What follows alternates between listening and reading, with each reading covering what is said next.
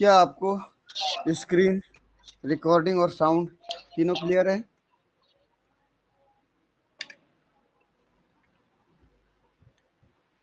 Yes sir. Recording check कर लें एक बार। जी सर, हो रही है रिकॉर्डिंग। ठीक,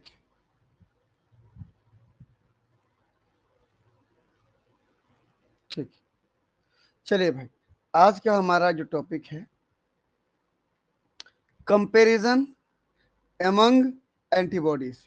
हमारे पास जो 5 प्रकार की एंटीबॉडीज थी, उन 5 प्रकार की एंटीबॉडीज को कंपेयर करेंगे इस क्लास में। ठीक, देखते हैं एक करके। जैसे यहाँ पर देखिए, IgG, IgM, IgA, IgE और IgD, ये 5 प्रकार की एंटीबॉडी है, मतलब 5 क्लासेस हैं एंटीबॉडी के। तो अगर मैं एक एक की बात करूं, तो चलिए सबसे पहले मैं बात कर रहा हूं IgG की। देखते रहना, IgG किसको बोलते हैं भाई? देख लो, यहां बना दे रहा हूं मैं। IgG में जो हैवी चेन होगा वो गामा चेन होता है, और जो लाइट चेन होता है वो कप्पा चेन हो सकता है, या लैम्डा चेन भी हो सकता है। या तो ऐसे होगा, देखिएगा, ये गामा चेन हो गया, ये गामा हो गया, 2 गामा चेन हो गए, और 2 कप्पा चेन होंगे, 2 kappa chain, light chain 2 kappa chain है। या क्या होगा, देखिए इसमें 2 गामा चेन होगा, इधर बना दे रहा हूं, देखो डायग्राम को, और 2 लैम्डा चेन होगा। ऐसी कंपोजिशन रहती है। कहने का मतलब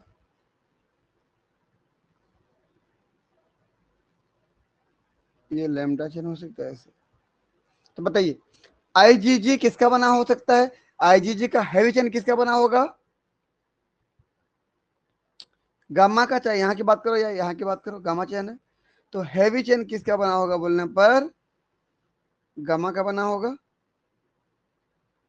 ठीक, उसका लाइट चेन किसका बना होगा बोलने पर?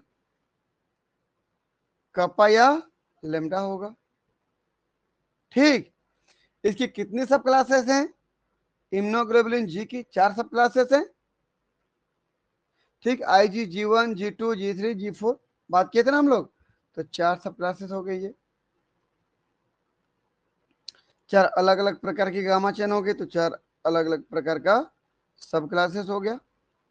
समझ में आ रहा है जो बोलना चाहता हूं मैं? सुन पा रहे हो कि नहीं? Yes sir.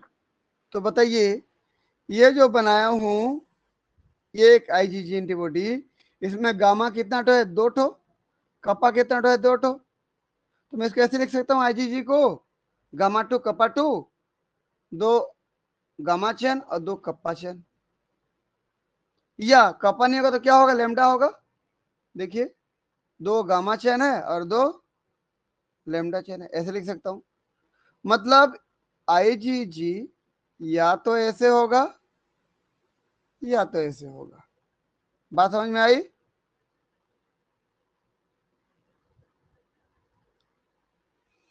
पहला वाला मामला क्लियर है कि नहीं? यस सर, क्लियर है। ठीक, हाँ सर, अच्छी बात। क्लियर है। चलिए, हमने IgG क्लियर कर लिया। अब बात करते हैं IgM की। ध्यान से देखेंगे, IgM, मुझे बता दें कोई IgM एक तो 20 सेल के ऊपर में हुआ करता था, और 20 सेल के ऊपर में जो IgM हुआ करता था वो कौन सा फॉर्म में था? मोनोमर की पेंटामर? मोनोमर। बहुत बढ़िया, मोनोमर फॉर्म में था। देखो, ये IgM था। IgM किसके साथ जुड़ा होता है? IgD के साथ, अगर आपको याद होगा तो। ये आईजीटी, तो आईजीएम आईजीटी कॉम्प्लेक्स बनाते हैं। ठीक, तो यहां पर आईजीएम किस फॉर्म में हो गया? मोनोमर फॉर्म में हो गया। यहां पर कर दे रहा हूं मैं,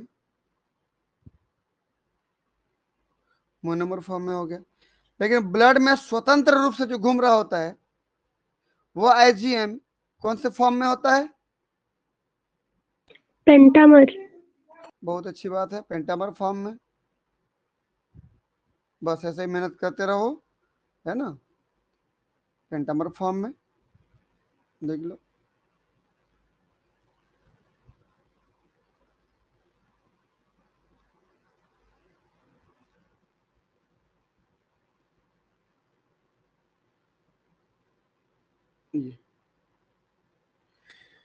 ये ब्लड में स्वतंत्र रूप से घूम रहा होता है, फ्री फॉर्म में रहता है, ये चेंज द्वारा जुड़ा होता है। अगर मैं बात करूं ये पेंटामर की और मोनोमर की, दोनों में अंतर होगा? बताइए, चाहे किसी भी आईजीएम की बात कर लो, किसी भी आईजीएम की बात कर लो। पहले मोनोमर की बात कर रहा हूं मैं, यहां की बात कर रहा हूं। ये दो हैवी चेन से बना होगा, जो कौन सा चेन होगा? म्यू चेन होगा। कौन सा चेन होगा? Mu chain. देखो तो, म्यू चेन। और जो लाइट चेन होगा, या तो वो कप्पा होगा या तो लेमडा होगा। आप एक चीज दिमाग में बैठा लें कि जो लाइट चेन होगा, छोटा वाला चेन, वो सभी एंटीबॉडी के लिए कप्पा भी हो सकता है या फिर लेमडा भी हो सकता है। क्लियर है? जो छोटा वाला चेन है, हाँ या ना? यस सर, क्लियर है। ठीक, यहां पर म्यू चेन कंफर्म है कि आईजीएम में हैवी चेन म्यू चेन ही होगा।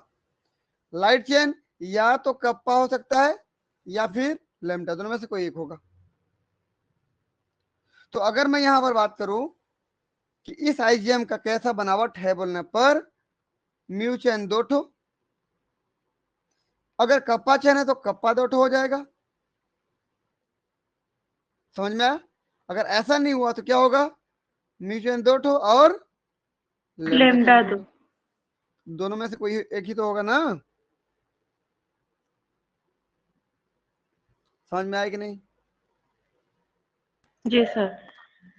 तो सेम ऐसे यहां भी बात करो, यहां पर जो पेंटामर दिख रहा है, प्रत्येक का हैवी चेन म्यू से बना हुआ है।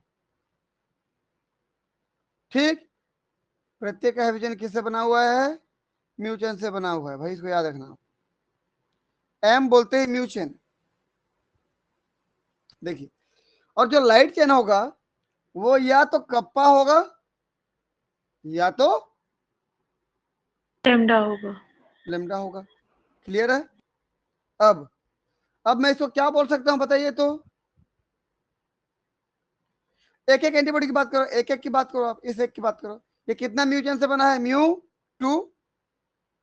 अगर ये कप्पा है तो के, ये कप्पा 2। ठीक, लेकिन क्या, मैं तो ये एक एंटीबॉडी के लिए लिखा ना, मैं इसको एक एंटीबॉडी के लिए लिखा, लेकिन ऐसे ऐसे कितना एंटीबॉडी यहां पर है? 10। 5 है ना? 5 है कि नहीं? 5 है सर, लेकिन म्यू तो मैं 10 बाहर होगा। में क्या कर दूंगा? 5 कर दूंगा इसको। ये एक एंटीबॉडी जी का सर। चेन का फार्मूला था, दो हेवी चेन दो लाइट चेन। अब मैं बात कर रहा हूं पेंटामर की, तो 5 है तो मैं बाहर में 5 कर दिया, मतलब 5 एंटीबॉडी है यहाँ पर। एक एंटीबॉडी का फार्मूला लिखा था और मैं उसको ब्रैकेट के बाहर 5 लिख दिया, मतलब 5 एंटीबॉडी है यहाँ पर। क्लियर हुआ? Yes sir. ठीक, अगर वो लाइट चेन कप्पा चेन है तो ऐसे फार्मूला होगा। अगर कप्पा चेन ना होकर के वो लेमडा होगा तो क्या हो जाएगा? म्यू 2 और लेमडा 2 के बाहर क्या कर दूं मैं? 5। क्लियर है? जी सर। अगर मैं आपको ये बोलूं इसके बाहर में क्या है, इसके बाहर में क्या लिखूं? 1 2 3 4 क्या लिखूं? कोष्टक के बाहर में क्या है? 1। बिल्कुल, कुछ नहीं लिखा मतलब 1 है वहां पर, है ना? कुछ नहीं लिखा है मतलब 1 है, क्योंकि जब यहाँ पर 1 लिखोगे अब ब्रैकेट हटाओगे तो एक का गुणा करोगे म्यू2 से k2 से, तो म्यू2 k2 ही तो होगा ना, एक का गुणा करोगे तो, और म्यू2 λ2 ही तो होगा ना। Yes sir. अब बताइए, मैं इस मोनोमर फॉर्म को और पेंटामर फॉर्म को एक साथ फार्मूला में क्या लिख सकता हूं, एक साथ फार्मूला क्या लिख सकता हूं बताओ। दोनों में कॉमन क्या है, म्यू2 k2, म्यू2 k2, या म्यू2 λ2, म्यू2 λ2। k2 मतलब कप्पा 2 की बात कर रहा हूं, ठीक। ये कॉमन है इन दोनों में, बताओ तो आईजीएम के लिए क्या कर दो, देखिए तो म्यू2 कप्पा 2 ये हो गया, या म्यू2 λ2 ये हो गया। थोड़ा बीच में लिख रहा मेरे को,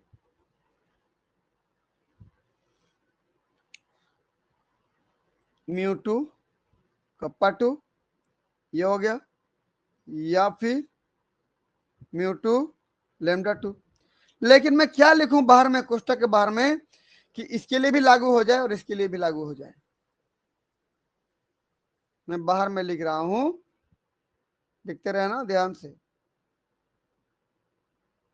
एन, बाहर में क्या लिख रहा हूं, एन। और एन का मतलब क्या हो गया प्रभु, एन बराबर क्या है इसका मतलब,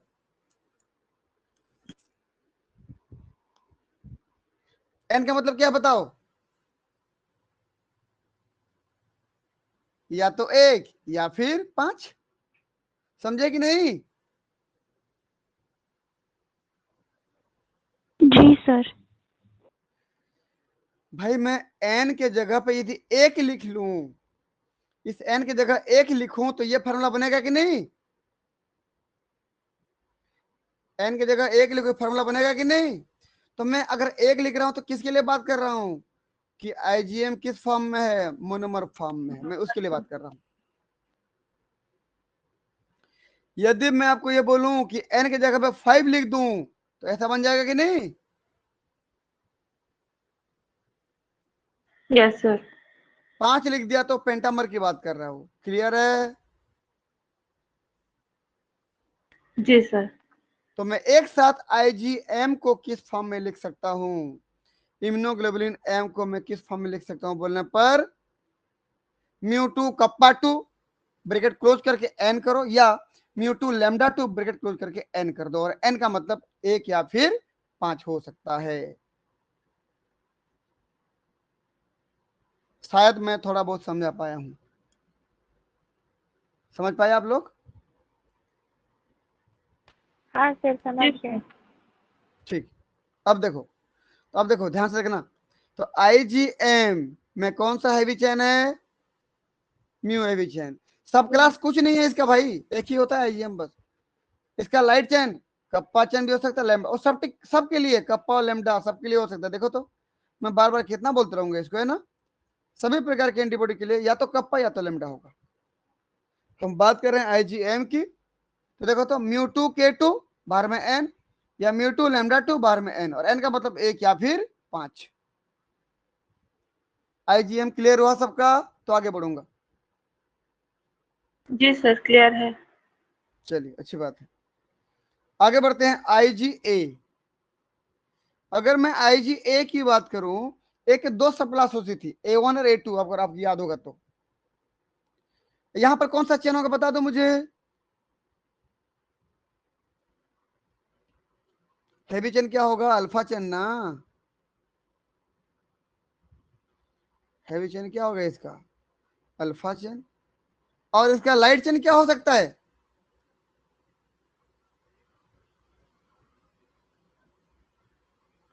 बोलो जल्दी।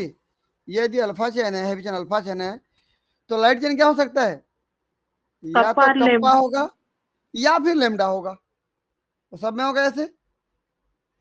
अब मुझे बताइए कि मैं इसको क्या लिख सकता हूं, इसको क्या लिख सकता हूं, अल्फा 2 कप्पा 2, या अल्फा 2 और लेमडा 2। अगर लेमडा है तो लेमडा लिखूंगा ना, कप्पा के बदले लेमडा है तो लेमडा लिखूंगा। चलिए भाई मैं साइड में लिख दे रहा हूं, इधर कर दे रहा हूँ, देखो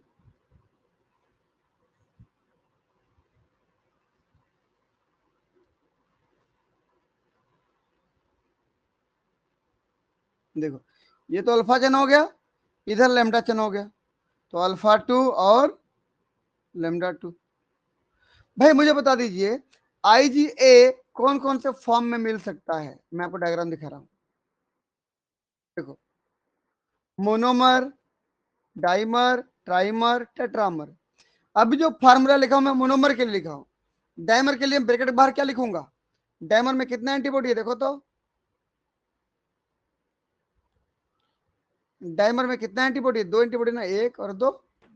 ट्राइमर में तीन एंटीबॉडी है देखो, टेट्रामर में चार एंटीबॉडी है देखो। तो ब्रैकेट के बाहर में क्या लिख सकता हूं, एन। एन, और एन का मतलब क्या हो सकता है, अगर एक मोनोमर दो है तो तीन। 1 हो जाएगा, डायमर है तो 2 हो जाएगा, ट्राइमर है तो 3 हो जाएगा, टेट्रामर है तो 4 एंटीबॉडी हो जाएगा। समझे कि नहीं?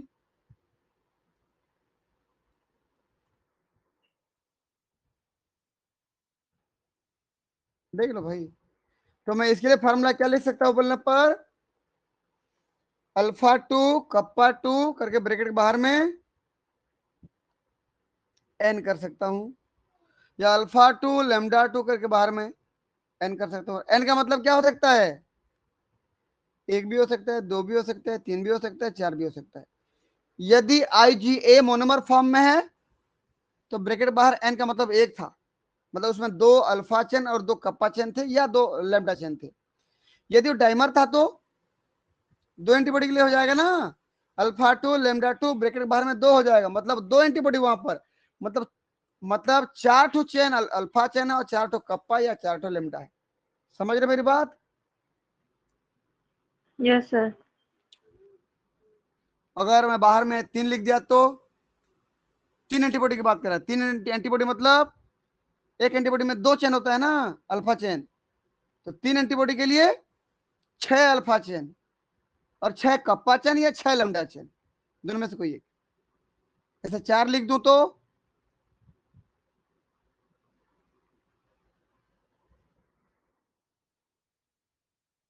चलिए मैं एक पेज ही ले लेता हूँ, आप लोग बहुत शांत लग रहे हो।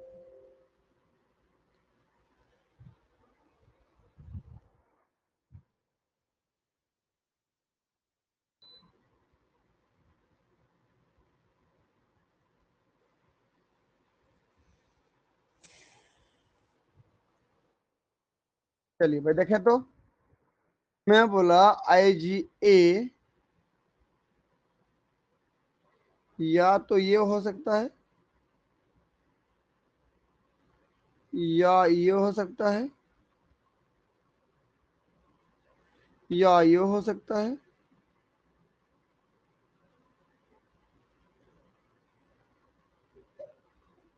या ये हो सकता है।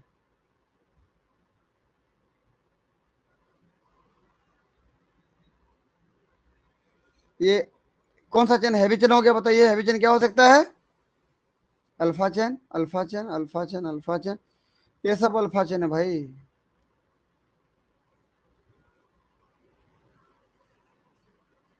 Alpha chain, alpha chain, alpha chain, देख लो ये सब alpha chain, heavy chain alpha chain होता है। इसका जो लाइट चेन होता है वो क्या होता है, बोलो जल्दी। गामा या कप्पा चेन। हाँ, कप्पा भी हो सकता है या फिर गामा, दोनों में से कोई, कप्पा या लेमडा ना, गामा नहीं, कप्पा या लेमडा।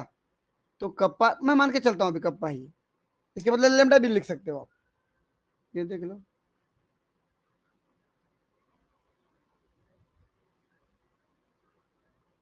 ये सब कप्पा चेन है, समझ लेना। ये जितना भी ग्रीन कलर से बना रहा हूँ सब कप्पा चेन है, समझ लो आप।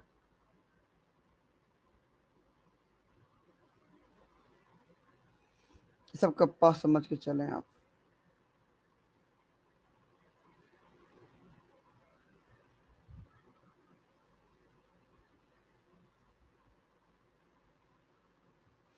चलिए आपस में कौन सा चेन से जुड़ा होता है भाई, ये जे चेन से ना, ये होगी। अब ध्यान दें, ये मोनोमर, ये डाइमर, ये ट्राइमर और ये टेट्रामर। बताइए मैं ऐसा कौन सा फार्मूला लिखूं जो सबके लिए लागू हो जाए। अभी कप्पा मान के चलिए, लाइट चेन को कप्पा मान के चलिए, तो अल्फा 2 और कप्पा 2 ब्रैकेट के बाहर में कप्पा 2 एन, और एन एन का मतलब क्या है, एक या फिर 2 2 3 या 4 फिर 3 या फिर 4 भी हो सकता है ये। 4 जैसे यहाँ पर बताइए, पहले वाले में मोनोमर में क्या होगा, अल्फा 2 कप्पा 2 ब्रैकेट के बाहर में एक, हो जाएगा कि नहीं। एक ही तो एंटीबॉडी है जिसमें 2 अल्फा चेन 2 कप्पा चेन है, इस एक का गुणा इन दोनों से करो तो उतना ही तो आएगा ना भाई। डाइमर की बात करूं, अल्फा 2 कप्पा 2 के बाहर में क्या लिख दूं, 2। 2 अब 2 का मतलब देखिए तो 2 दूनी 4, 4 अल्फा चेन है, और 2 दूनी 4, 4 कप्पा चेन है। देख लो, 1 2 3 4 अल्फा चेन और 4 कप्पा चेन, 1 2 3 4। समझे ना, यही कहानी है इसकी। सेम ऐसे अगर मैं ट्राइमर की बात करूं तो अल्फा 2 कप्पा 2 बाहर में 3 3, अब गुणा करो, 3 दूनी 6 अल्फा चेन, देख लो गिन लो 6 अल्फा चेन है, और 3 दूनी 6 कप्पा चेन। समझ में आया। सेम ऐसे अल्फा 2 कप्पा 2 बाहर में 4 कर दिया तो 4 दूनी 8 अल्फा चेन और 4 दूनी 8 कप्पा चेन है, गिन लेना बाहर में जाके, है ना। यहाँ पर कप्पा हुआ तो ऐसे हुआ, यदि कप्पा ना हो के वहां पर लेमडा हो तो तब की स्थिति में क्या हो जाएगा,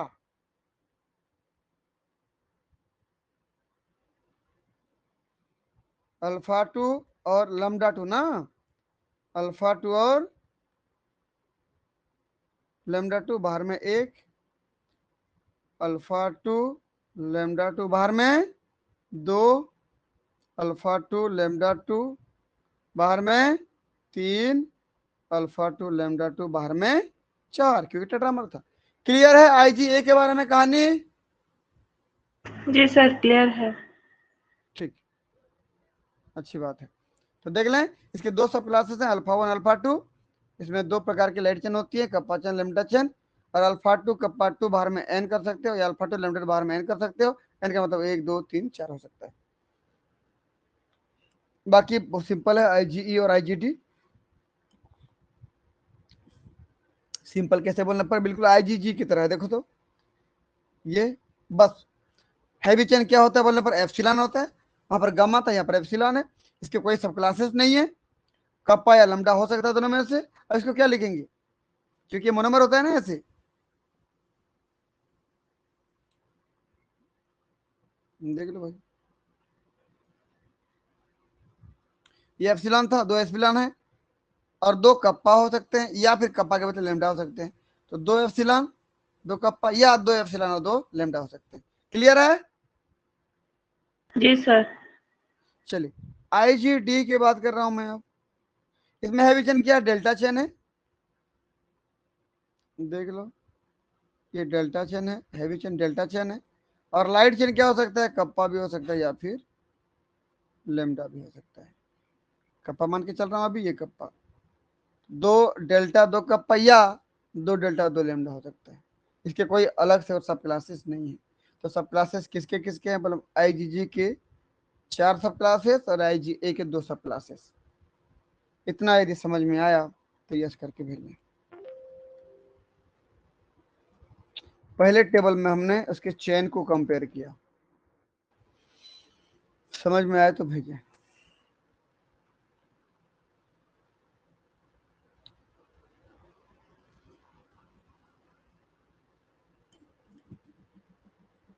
ठीक, अच्छी बात है, समझ में आ रहा है आप लोगों को। आगे बढ़ते हैं, अगले टेबल की तरफ जाते हैं हम लोग, और देखते हैं ये क्या बोला टेबल में, properties and biological activities of classes and subclasses of human serum immunoglobulin. एक ह्यूमन सीरम की इम्यूनोग्लोबुलिन की बात कर रहे हो, जो 5 प्रकार की इम्यूनोग्लोबुलिन हैं, जिसमें से आईजीजी की 4 सब क्लासेस हैं और आईजीए के 2 सब क्लासेस हैं। अगर सब क्लासेस को टाइप में काउंट करोगे तो कितना प्रकार के हो जाएंगे? देखिए तो ये 4 प्रकार हो जाएगा, ये एक 5, ये 2 और ये 1 और ये कितना प्रकार का बताओ तो? 4 1 5 2 7 2 9, 9 प्रकार की एंटीबॉडी हुए कि नहीं? 9 प्रकार के। हो गया ना, क्योंकि सब क्लास को भी मैं एक एक प्रकार में बांट दिया हूं, तो 9 प्रकार के हो जाएंगे। तो हमने 9 कॉलम बना लिया। देखो तो ये IG G1 G2 G3 G4 4 हो गया, A1 A2 2 हो गया, 4 2 6 और ये 3 देखो 9 हो गया कि नहीं? इन 9 को कंपेयर करना है हमको, उनकी प्रॉपर्टी। एक ह्यूमन का ये इम्यूनोग्लोबुलिन है, उनकी प्रॉपर्टी बोले तो कैरेक्टर, एक्टिविटी क्या क्या है। ध्यान से देखेंगे मैं जो बात कर रहा हूं अभी। आपको पता है 1 किलो डाल्टन बराबर कितना होता है? 1 किलो डाल्टन बराबर कितना होता है? 1000। बिल्कुल 1000 dalton. 1 kilo dalton is equal to 1000 dalton. और यहां पर जो वेट दिया है ना, यहां पर जो वेट दिया है वो डाल्टन में दिया है। किसमें दिया है? डाल्टन में। समझ में आया? पहले लाइन की बात कर रहा हूं मैं, पहला नंबर। मैं नंबरिंग कर दूं एक एक करके, चलिए एक एक नंबरिंग कर दे रहा हूं। चलो पहला वाला नंबर की बात कर रहा हूं मैं, इसकी पहले नंबर की मैं कंपेयर कर रहा हूं। ये पहला नंबर मोलिकुलर वेट किसमें बता रहा हूं? मोलिकुलर वेट को इस 9 के 9 प्रकार के एंटीबॉडी का मोलिकुलर वेट बता रहा हूं। आईजी जीवन का कितना है बताओ? 1,50,000। 1,50,000 डाल्टन। डाल्टन बोल रहा हूं ना, यदि मैं किलो डाल्टन बोलूं तो कितना हो जाएगा? 150। बिल्कुल 150 किलो डाल्टन। 150 kilo Dalton. अब तक यही पढ़ते हैं कि नहीं हम लोग? बताओ तो आईजीजी का कितना होता है? 150 पढ़े हैं कि नहीं हम लोग? Yes sir. हाँ बिल्कुल ठीक। तो आईजी G2 का कितना बता दो? 150 किलो डाल्टन। आईजी G3 का 150 किलो डाल्टन। आईजी G4 का 150 किलो डाल्टन। ठीक। और आईजी A1 का कितना है? कम से कम 150 होगा, मैक्सिमम कितना होगा?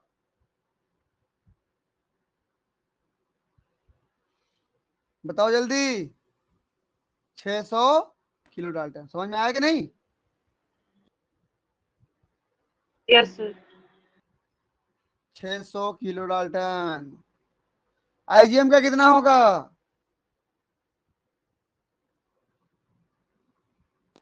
900। 900 kilo 900 kilo Dalton. Dalton. IG का कितना होगा? 190 kilo 190 kilo Dalton. Dalton. IgD का कितना होगा? 150 किलो डाल्टन। 150 kilo Dalton.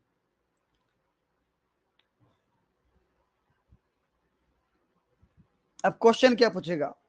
बोलेगा बढ़ते क्रम या घटते क्रम में मोलिकुलर वेट के आधार पर एंटीबॉडी को जमाइए। समझ में आया?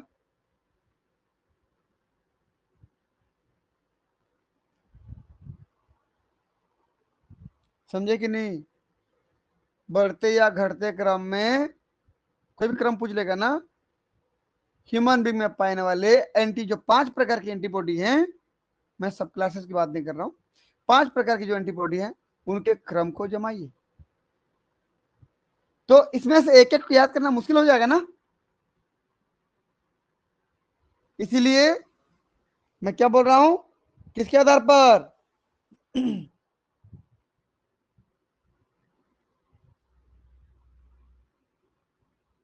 मैं लिख रहा हूं decreasing order of antibodies based on there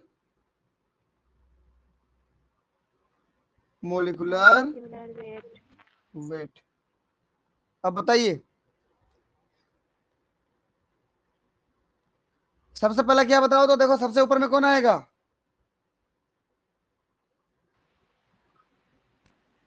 IgM। 900 है ना, 900 किलो डाल्टन है। तो सबसे पहला कौन आ जाएगा बताओ? IgM। M। बिल्कुल, मैं लिख रहा हूँ, रुकिए 1 मिनट। IgM सबसे ज्यादा है, 900 किलो डाल्टन है। उसके बाद बताइए भाई, IgA देखो,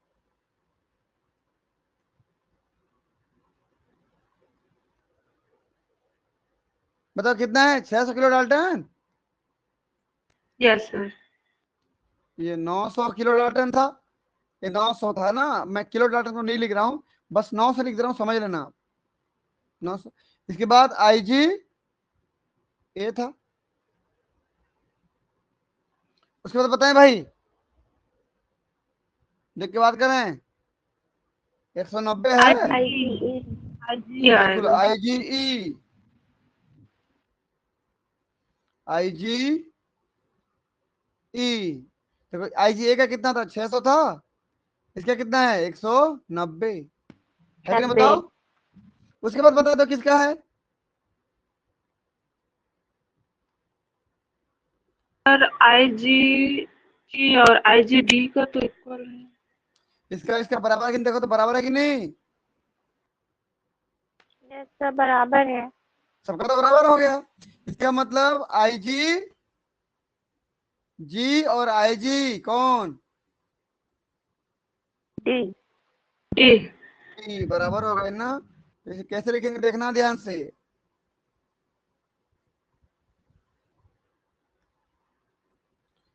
मैं बोला IgE ज्यादा था किससे? IgG, क्योंकि इसका 150 है, और IgD भी कितना? 150 है। और ये दोनों बराबर है कि कोई बड़ा है इन दोनों में से मॉलिक्यूलर वेट के आधार बराबर। पर? बराबर है सर। बराबर है, तो इसको ऐसे करना पड़ेगा आपको, समझ में आया?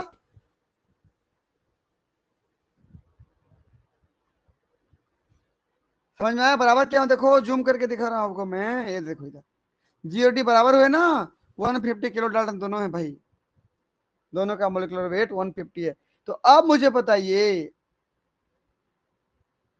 एग्जाम हॉल में भूलोगे कि नहीं भूलोगे? भूल जाओगे ना इसको, तो ऐसे याद करने के लिए, इसीलिए एक फार्मूला देखो, मैं अपने मन से उसको बनाया हूं फार्मूला को, कि मोलिकुलर वेट के आधार पर आपको घटते क्रम में बताना था। तो आपको, आप किसी ना किसी को तो मानते होंगे ना गॉड के रूप में, कोई ना कोई तो होगा, कुछ ना कुछ पावर तो होगा, कुछ ना कुछ शक्ति तो होगा जिसको मानते होंगे। मैं आपको भगवान के नाम नहीं ले रहा हूँ, कौन भगवान है? कोई ना कोई तो है, चाहे साइंस ही क्यों ना हो आपका ईश्वर या आपका भगवान, कोई ना कोई तो है। तो आप उस भगवान को याद करो, आप जिसको मानते हो आप, और अंग्रेजी में बोलो, अंग्रेजी में बोलो माई गॉड, याद हो जाएगा। जैसे ओ माई गॉड बोलते हो ना, ओ मेरे भगवान, ओ मेरे ईश्वर, ओ मेरे शक्ति, ओ मेरे पावर, समझ रहे हो ना? बस ऐसे याद रखना, और ध्यान दे इधर, माई गॉड, देख लो,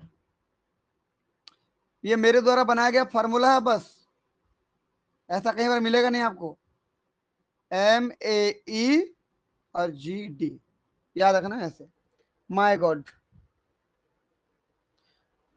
ऐसे माई गॉड मत करना, ऐसा मैं नहीं बनने वाला है आपका, है ना? आपको फार्मूला के हिसाब से आपको चलना पड़ेगा। तो सबसे ज्यादा किसका हो जाएगा? IgM का, फिर A, फिर E, और G और D का बराबर होगा, याद रखना इसको। तो पहला वाला लाइन समझ में आया? फार्मूला के आधार पर, मोलिकुलर वेट के आधार पर, घटते हुए जी क्रम सर। में। और बिल्कुल IgM को हैवी होना भी चाहिए, क्यों भाई? भाई वो तो पेंटामर होता है ना। देखो IgM पेंटामर दिख रहा है कि नहीं आपको? इतना बड़ा भारी भरकम है, तो सबसे ज्यादा तो होगा ही होगा, पांच पांच एंटीबॉडी जुड़े हैं आपस में, इतना बड़ा है, तो सबसे भारी भरकम तो होगा। उसके बाद कौन होता है पॉलीमर फॉर्म में? IgA होता है। ये मोनोमर भी हो सकता है, डाइमर भी, ट्राइमर भी, टेट्रामर भी। भाई जब टेट्रामर है ये तो उसके बाद आएगा ना वजन में, या ट्राइमर होगा तो भी आएगा वजन में, या डाइमर आएगा तो भी वजन में होगा। और खासकर डाइमर फॉर्म में मिलता है, ये याद रखना, ठीक है ना। तो सबसे ज्यादा IgM होगा, सबसे भारी भरकम, उसके बाद IgA होगा, उसके बाद फिर देख लो IgE होगा, IgG और D तो बराबर होगा। क्लियर है फार्मूला? जी सर क्लियर है। चलिए भाई आगे बढ़ते हैं। अब मैं बात कर रहा हूं हैवी चेन कंपोनेंट की। भाई जो एंटीबॉडी का जो हैवी चेन बनता है, ये जो हैवी चेन बीच में बनाए हम लोग है ना, वो किसका किसका बना होगा देख लो। IgG1 की बात करूं तो गामा 1 चेन से बना होगा, अभी बताया था। IgG2 सब क्लास की बात करूं तो गामा 2 से बना होगा, G3 की गामा 3 से, G4 की गामा 4 से। कितना आसान था ये। समय से IgA के दो सब क्लासेस होती हैं, IgA1 के अल्फा 1 से बना होगा, IgA2 का अल्फा 2 से बना होगा, IgM का म्यू से बना होगा, IgE का हैवी चेन एप्सिलॉन से बना होगा, IgD का हैवी चेन डेल्टा से बना होगा। क्लियर है ये वाला भी? Yes sir. अभी तो तुरंत इसके बारे में बताया था ना आप लोगों को। ये सेकंड नंबर हो गया हमारा कंप्लीट। थर्ड नंबर पे आते हैं, नॉर्मल सीरम लेवल। ब्लड में कितना कौन मिलेगा? यदि मैं ब्लड का, आपके ब्लड का सीरम निकालता हूं, 1 ml सीरम निकालता हूं, तो कौन कितना मिलीग्राम मिलेगा, उसकी बात कर रहा है। मिलीग्राम में बोल रहा है।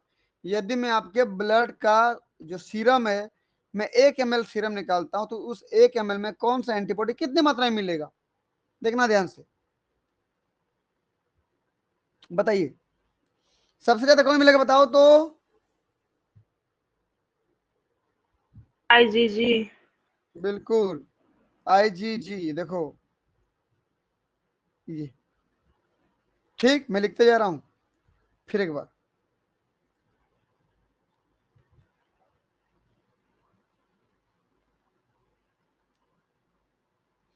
Decreasing order of antibodies based on, किसके आधार पर? देयर, बताओ क्या? कॉन्सेंट्रेशन के आधार पर ना। कॉन्सेंट्रेशन, वो भी कॉन्सेंट्रेशन कैसा बोलने पर? क्या था? मिलीग्राम पर ml। 1 ml सीरम में कितना मिलीग्राम मिलेंगे ये? मिलीग्राम पर ml। 1 ml सीरम निकालते हो तो कौन कितनी मात्रा में मिलता है, इसकी बात कर रहे हैं। ठीक, चलिए भाई लिखते हैं। सबसे पहला कौन ज्यादा मिलेगा बताओ तो? देखो तो, ये 9 मिलीग्राम मिल रहा है 1 ml में, 9 मिलीग्राम। बाकी कोई 9 है क्या बताओ तो मुझे, यहाँ पर नहीं है ना। तो सबसे ज्यादा कौन हो गया? IgG। अब मैं इस जी को मिला के एक मान रहा हूं ना, ये एक जी और एक ए मानेंगे आप, मतलब 5 एंटीबॉडी के बारे में लिखना है, समझ रहे हो ना। IgG के फिर 4 सब क्लासेस के बारे में नहीं लिखना है हमको, बस IgG के चारों सब क्लास को एक साथ लिखना है। तो सबसे ज्यादा कौन मिलेगा बोलने पर? IG।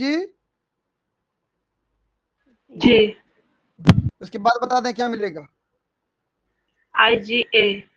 बिल्कुल IgA। देखो कितना है बोलने पर? 3। अब इतना निपट गया, समझ लो ये निपट गए सब, IgG वाले थे सब, ये निपट गए एक साथ। उसके बाद बचा 3, ठीक है ना। ठीक है, साथ साथ ये भी निपट गया, समझ लो आप। ए वाला था ना ये, तो IgA इसके बाद हो जाएगा। 3.0 मिलीग्राम था IgA। उसके बाद बात करो भाई, आईजीएम देखो IgM 1.5 है ना, 1.5।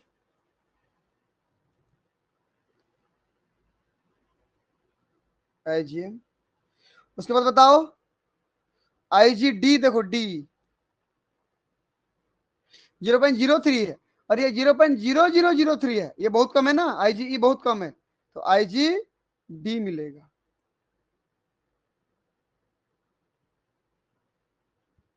उसके बाद आईजी ई मिलेगा। ठीक, कितना कितना बोलना पड़ेगा, एक बार मिल तरह मैक्सिमम कितना था इसका, 9। 9 था, लेकिन मैं बोला कुल मिला के बात करो, आईजी की कुल मिला के बात करो बोलूंगा, तो कुल मिला के कितना हो जाएगा, 9 3 12 1 13, 13.3 हो जाएगा कि नहीं सब मिला के।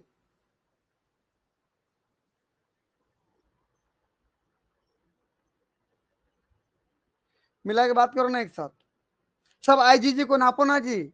आईजीजी 1 9 मिलीग्राम था, आईजीजी 2 3 मिलीग्राम था, आईजीजी 3 1 मिलीग्राम था, आईजीजी 4 0.5 मिलीग्राम था, तो कुल मिला के आईजीजी कितना हुए, 9 3 12 1 13, 13.5 हुए कि नहीं।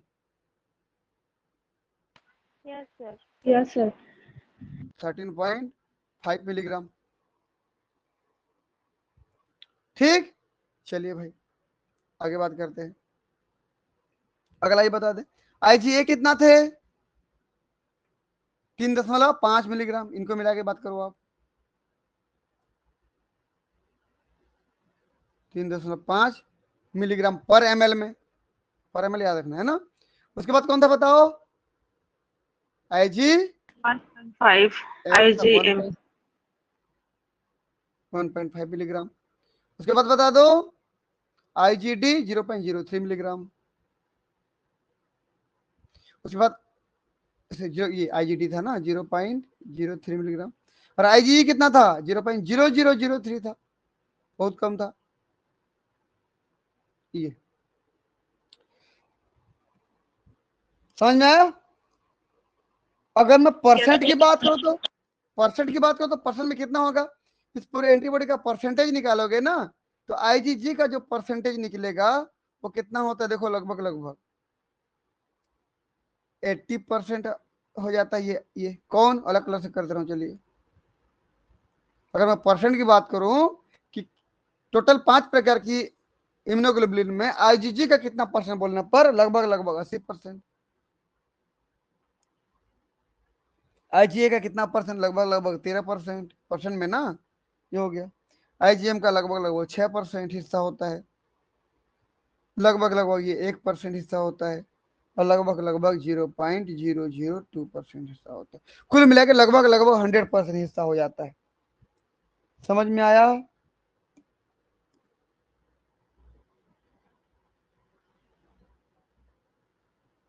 Yes sir. हाँ या ना। चलिए अब कैसे याद किया जाए इसको, भाई 4 4 सब क्लासेस है एंटीबॉडी आईजीजी की, तो जाहिर सी बात है ज्यादा मिलेगा। उसके बाद 2 सब क्लासेस है आईजीए का, जाहिर सी बात है उसके बाद वो मिलेगा, जिसकी जितनी ज्यादा सब क्लास है उतना ज्यादा मात्रा में मिलेगा वो।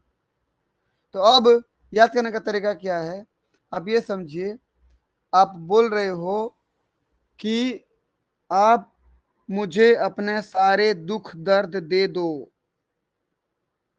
ठीक। उसको इंग्लिश में मतलब मैं लिखना चाहूँ तो क्या लिखूंगा, गम दे। किसी का गम मांग रहे हो, किसी का दुख मांग रहे हो, किसी का दर्द मांग रहे हो, तो क्या बोलोगे, गम दे, ठीक है ना। अब गम दे का मतलब क्या है, यहां पर फार्मूला है, formula GAMDE, IgG IgA IgM IgD IgE, ये सीक्वेंस है घटते क्रम में, गम दे। समझ में आया। याद करने का तरीका बता रहा हूं बस,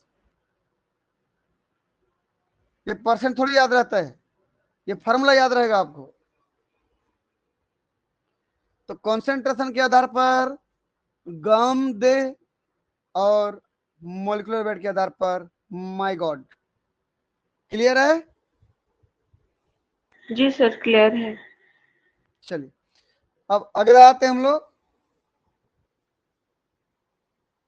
चौथे नंबर पे। चौथे नंबर पे हमको मिलता है ये in vivo serum half life days. In vivo मतलब समझते हो, हमारे बॉडी के अंदर कौन सा एंटीबॉडी कितना दिन तक जिंदा रहता है, उसकी हाफ लाइफ क्या है, कब तक वो काम कर पाता है, वो उसकी हाफ लाइफ कहलाती है। कोई भी प्रोटीन कब तक काम कर पाती है, वो उसकी हाफ लाइफ कहलाती है। उसके बाद वो टूटना शुरू हो जाता है। जिस प्रकार किसी मेडिसिन का, किसी दवाई का एक्सपायरी डेट होता है, वैसे ही इस एंटीबॉडी का भी एक्सपायरी डेट होता है कि वो कब तक टिक पाएगा। क्लियर है? तो मैं बोला इन वीवो, वीवो का मतलब होता है बॉडी के अंदर, और इन विट्रो मतलब होता है बॉडी के बाहर, लैब में आपके द्वारा सेटअप किया गया कल्चर मीडियम में, नॉट इन बॉडी। बॉडी के अंदर की बात नहीं, बॉडी के बाहर बात कर रहे हो तो इन विट्रो कहलाता है वो। बॉडी के अंदर है तो इन विवो कहलाएगा वो। क्लियर है? Yes sir. चलिए अब बताएं फिर किसकी हाफ लाइफ ज्यादा होती है, डेज में काउंट करो, दिन में। IgG की। डे में बताना है किसकी लाइफ ज्यादा है। तो देख लीजिए आईजीजी लगभग लगभग सभी आईजीजी लगभग लगभग 20 से पार जिंदगी जी रहे हैं। एक को छोड़ दो बस, IgG3 को। बाकी सब 23-23 दिन उसका लाइफ क्या लाइफ स्पान है, हाफ लाइफ है। समझ रहे हो ना? उसके बाद 6 दिन किसका है, IgA का। उसके बाद IgM का कितना दिन है, 5 दिन। उसके बाद IgD का है देखो 3 दिन। फिर IgE का 2.5 दिन। फिर फार्मूला क्या हो जाएगा, वही गम दे हो जाएगा। देखो फिर formula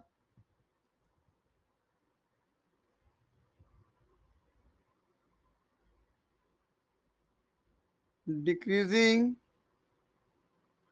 order of antibodies based on there half life in vivo. Vivo मतलब बॉडी के अंदर।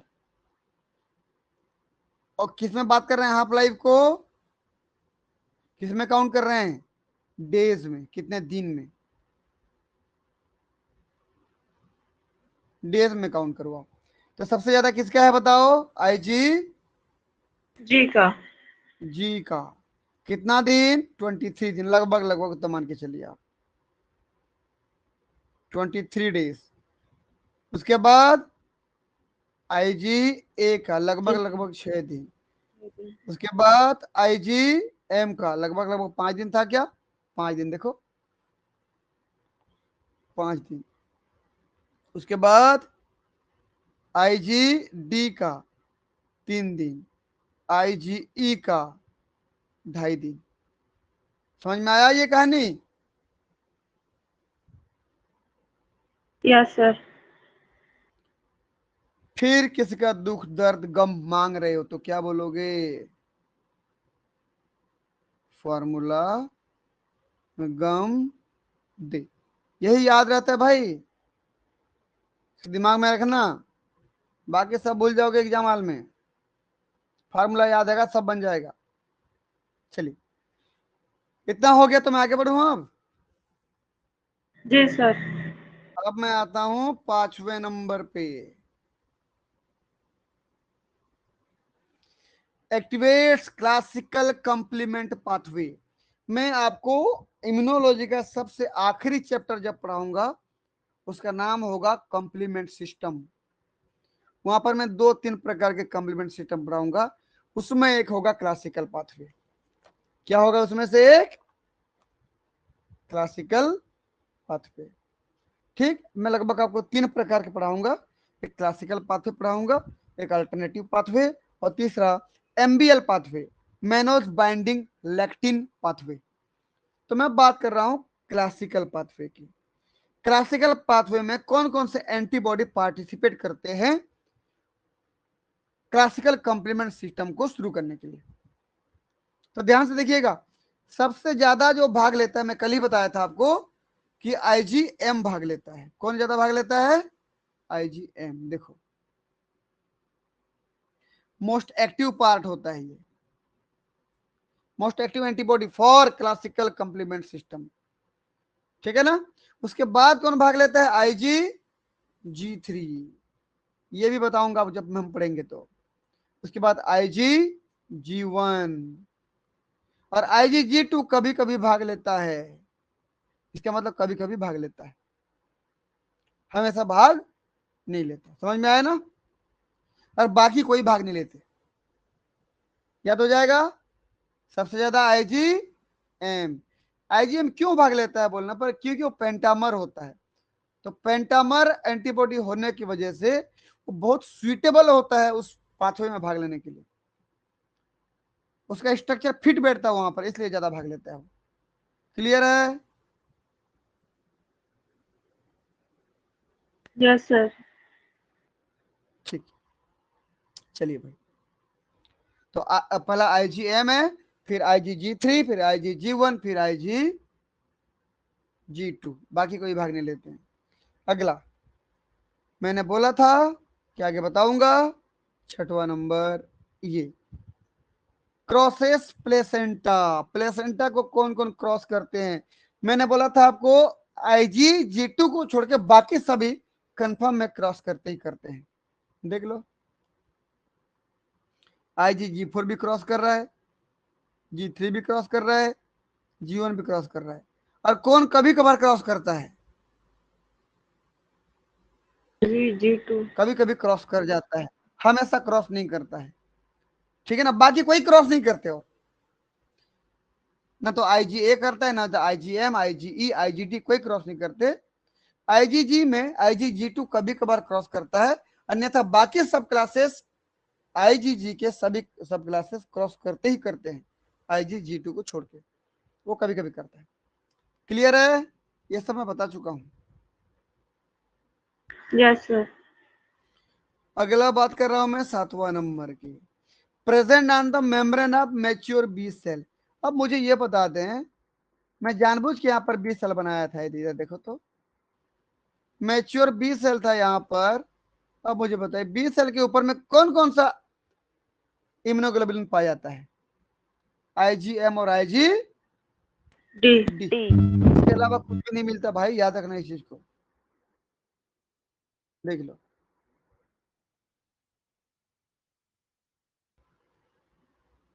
देखो तो IgM और IgD दिखा ना, यही मिलते हैं कहां पे? बी सेल के मेम्ब्रेन पर,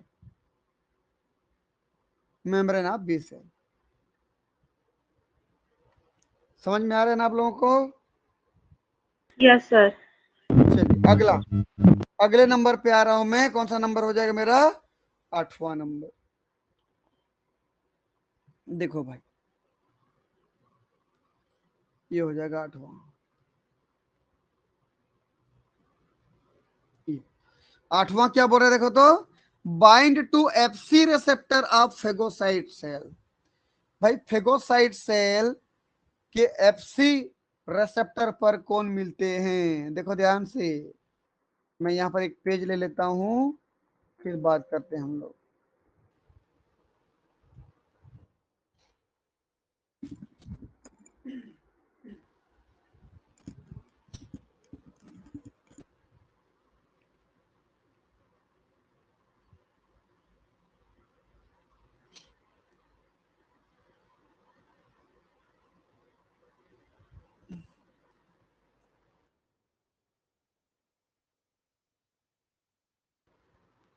चले भाई देखें तो,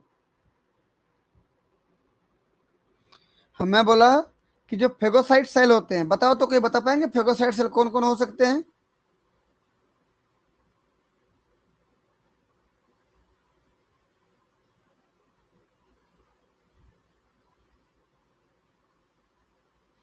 तो बताओ जल्दी, फेगोसाइट सेल क्या क्या हो सकते हैं?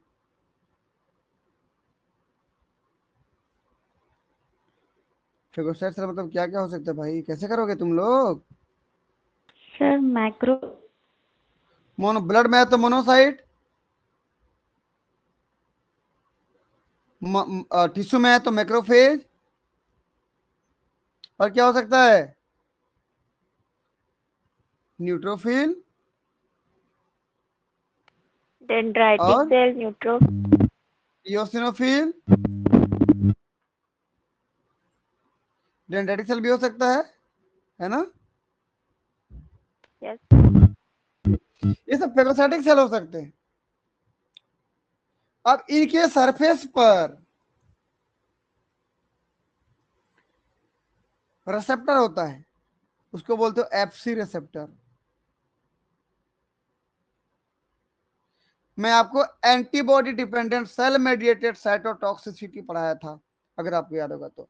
अब बताइए कि कोई एंटीबॉडी जो होता है, ये एंटीबॉडी है, ये कोई कोई भी एंटीबॉडी है, तो इस एंटीबॉडी का ये वाला रीजन क्या कहलाता है, बता दो मुझे कोई, ये वाला रीजन क्या कहलाता है। एफसी रीजन से। बहुत बढ़िया, एफसी रीजन कहलाता है।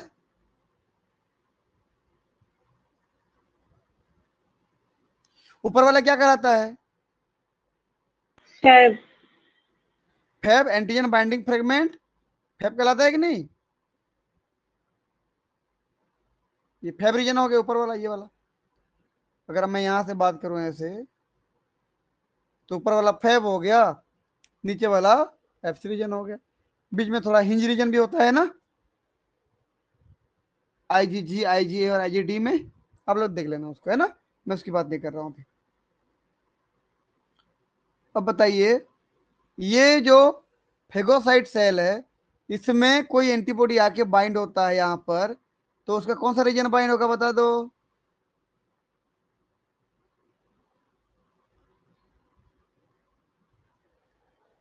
एफसी रीजन एफसी बाइंड हुआ रीजन। कि नहीं।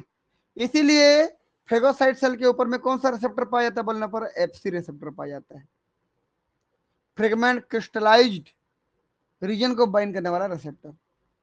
तो ये एंटीबॉडी क्या क्या हो सकता है,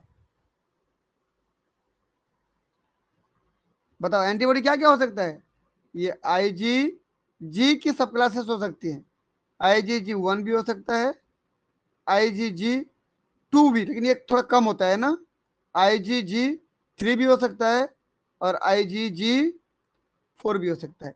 इनमें कौन ज्यादा पार्टिसिपेट करते हैं बोलने पर, ध्यान से देखिए, IgG1 थोड़ा ज्यादा ऐसे बाइंड होता है जाके किसी फेगोसाइटिक सेल के सरफेस पर, एफसी रिसेप्टर पर IgG1 थोड़ा ज्यादा ही बाइंड होता है, IgG2 थोड़ा कम बाइंड होता है, IgG3 थोड़ा ज्यादा बाइंड होता है, और IgG4 बाइंड तो होता है लेकिन बहुत ज्यादा नहीं होता है। कुछ समझ में आया।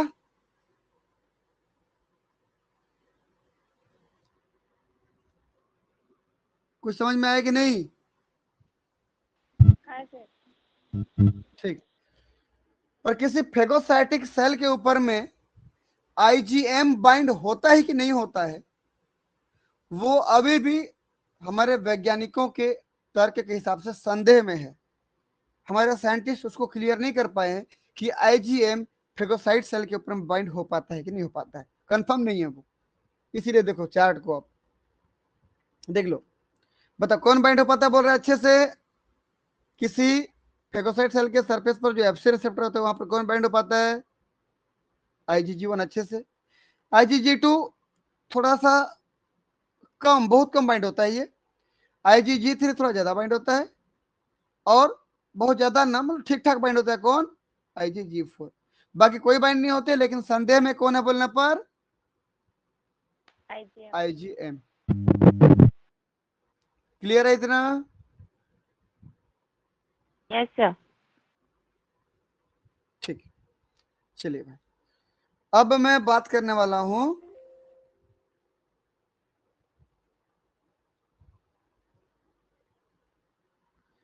बताइए किसकी, हमारे 9वें नंबर पॉइंट की, म्यूकोजल ट्रांसपोर्ट।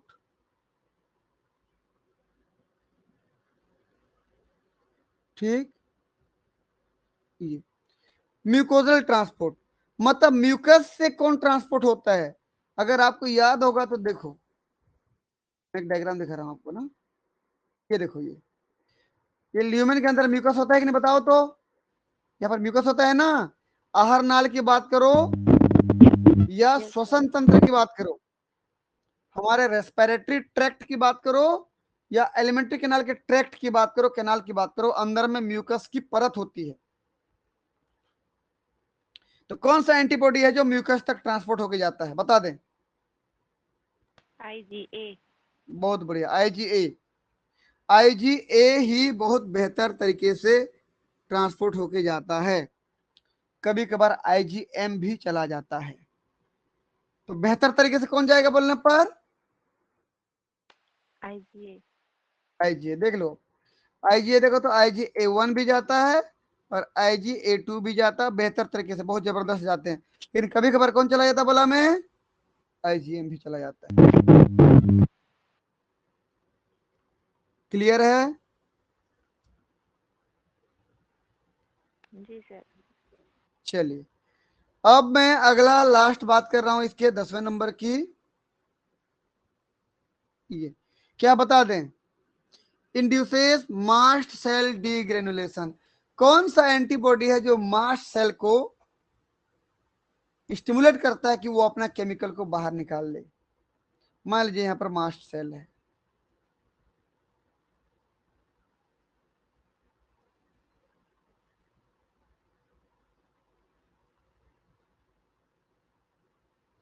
याद रखना मास्ट सेल हमेशा एलर्जी में काम आता है, बोला था ना, एलर्जी पैदा करवाता है, याद है आप लोगों Yes को? sir.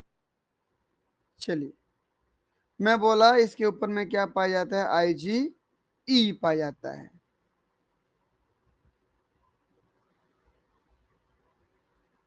देखो, जैसे ही ये अपने रिसेप्टर से बाइंड होता है आईजीई, यहां पर किसी भी पैथोजन को या एंटीजन को जैसे ही पकड़ता है, ये जैसे एंटीजन को पकड़ता है, सीधा सिग्नल जाता है न्यूक्लियस के पास, न्यूक्लियस से एक्जोसाइटोसिस वाला सिग्नल भेज दिया जाता है। देखो तो ये ग्रेन्यूल साइज के अंदर बहुत सारे एंजाइम भरे हुए थे। अब यहां से सिग्नल इन वेसिकल्स के पास जाता है जिसके अंदर ऑलरेडी एंजाइम भरे हुए हैं। देख लो, ये यहाँ पर सिग्नल जाएगा, जब सिग्नल जाएगा तो रिजल्ट में क्या होगा? देखो, ये सभी केमिकल यहाँ से क्या हो जाएंगे? एक्जोसाइटोसिस द्वारा इस सेल से बाहर हो निकल जाएंगे। तो बताइए कौन सा एंटीबॉडी है जो मास्ट सेल के इस ग्रेन्यूल्स को बाहर निकाल रहा है, डीग्रेनुलेशन करा रहा है? IgE sir. बिल्कुल, आईजीई। ये ग्रेन्यूल था,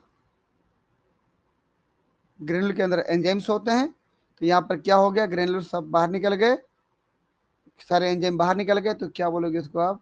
डी ग्रेन्युलेशन।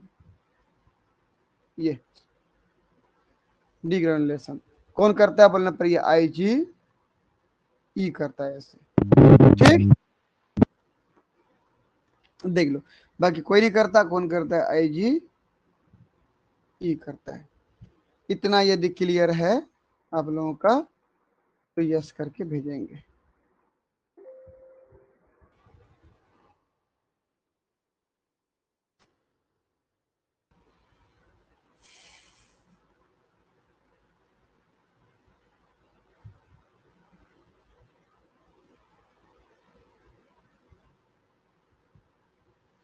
चलिए भाई, अच्छी बात है, सबको समझ में आ रहा है। आगे बढ़ते हैं अगले स्लाइड की तरफ, अगले टेबल की तरफ आगे बढ़ते हैं हम लोग। अब देखो, अगला, immune benefits of breast milk. ये सीधा सीधा ये बोलना चाहता है कि जब बच्चा माँ का दूध पीता है तो उससे बच्चे के आहार नाल में क्या फायदा होता है, बेनिफिट क्या है?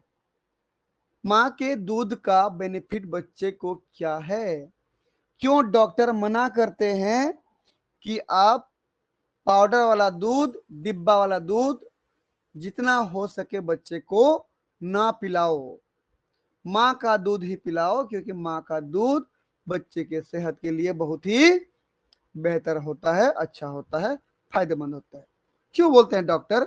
तो ये पूरा कारण है जिसकी वजह से बच्चे को माता जी का दूध पिलाना बहुत ही जरूरी होता है। ठीक, एक एक करके देखें।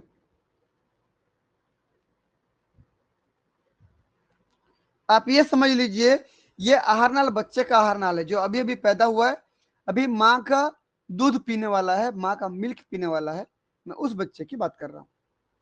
चलिए अब देखें एक एक करके, सुन पा रहे हैं आप लोग? चलिए अब देखो मिल्क में क्या क्या चीजें होती हैं, बता दे मुझे। पहला कमेंट की बात कर रहा हूं, पहले पॉइंट की बात कर रहा हूं मैं। सबसे पहला पॉइंट हमारे पास है ये एंटीबॉडी। क्या एंटीबॉडी होता है बता दें तो? IgA sir. आईजीए होता है ना, ये लिखा है देखो, आईजीए क्लासेस, 2 क्लासेस होती हैं, IgA1 IgA2। ये जब आएगा तो क्या करेगा, चलिए जैसे ही माता जी का दूध पिया बच्चे ने, एक बार देखते हैं इसको हाईलाइट करके कैसे दिखता है। नहीं दिख, कोई बात नहीं, चलिए हम व्हाइट कलर से ही बना देते हैं इसको। ये माता जी का दूध पी रहा था बच्चा, बच्चे के स्टमक में देखिए ये एंट्री मारा, ये एंट्री मारा, ये माता जी का दूध यहाँ पर पहुंच गया। इसमें क्या आया बोलने पर? IgA आया। ठीक, अब देखिए IgA क्या कर रहा है, देखो ध्यान से। Bind to microbe in baby's digestive tract and thereby prevent their attachment to the wall of the gut and their subsequent passage into the baby's tissue। कितनी सिंपल सी भाषा में बताने का प्रयास किया कि जो भी माइक्रोब्स आएंगे बॉडी में बेबी के, अभी अभी तो पैदा हुआ है, उसके शरीर में जो भी कौन आएगा, माइक्रोब्स आएगा। देखो तो ये माइक्रोब्स है, ये माइक्रोब समझ लीजिए आप, ये माइक्रोब। तो ये IgA क्या करेंगे, ये IgA आएंगे, देखो ये ऐसा बना दे रहा हूं, समझ लेना आप लोग शॉर्टकट में। ये IgA आएंगे और इन माइक्रोब्स को पकड़ लेंगे और माइक्रोब्स को कभी जाने नहीं देंगे उस बेबी के आहार नाल की दीवारों पे, अटैच नहीं होने देंगे, जाने नहीं देंगे उसको। क्यों? क्योंकि अगर दीवारों के पास चला गया तो दीवारों को भेद करके बच्चे के ब्लड में जाके मिल जाएगा, बच्चे के ब्लड में मिला तो फिर इन्फेक्शन पहुंचाएगा, हानि पहुंचाएगा, इन्फेक्शन करेगा। समझ रहे मेरी बात? इसलिए ये एंटीबॉडी क्या करते हैं देख लो तो, सभी मैक्रोब्स को क्या कर रहे हैं, बाइंड करके पकड़ ले रहे हैं। क्लियर है?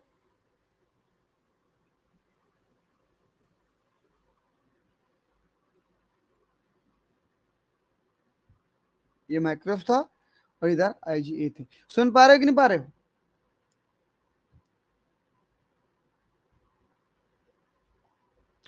हाँ या ना सर। कुछ तो बोलो। ठीक,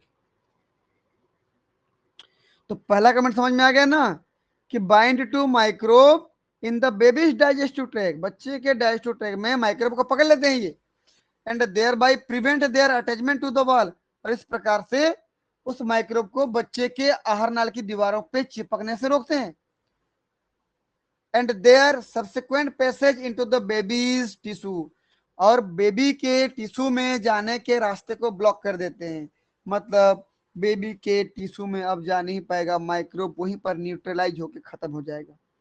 तो ये पहला कारण था जिसकी वजह से माता जी का दूध किसको पिलाना चाहिए, बच्चे को। क्लियर है पहला? दूसरा पढ़ूं आगे?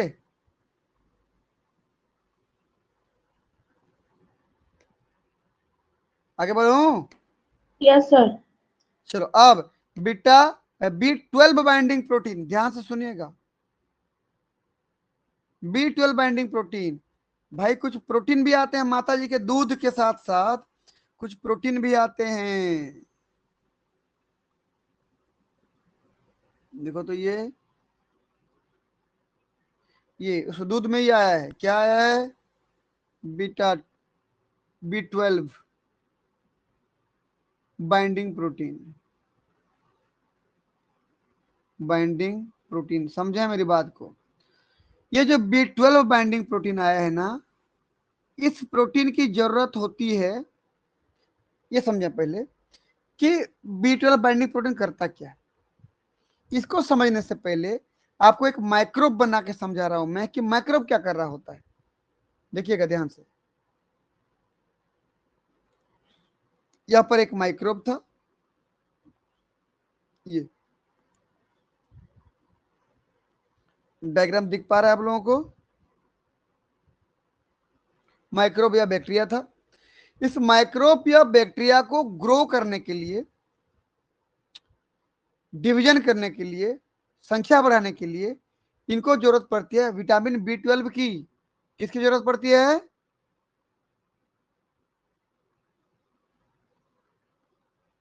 विटामिन B12 की।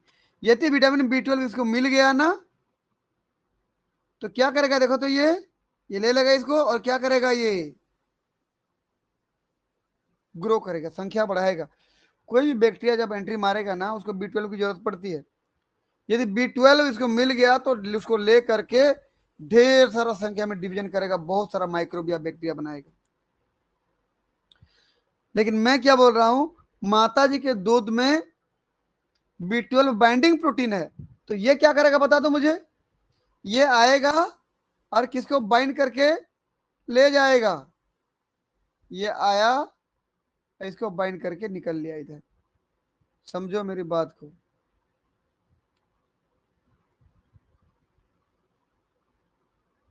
अब बताओ, किसने किसको बाइंड किया? B12 बाइंडिंग प्रोटीन ने किसको बाइंड किया? विटामिन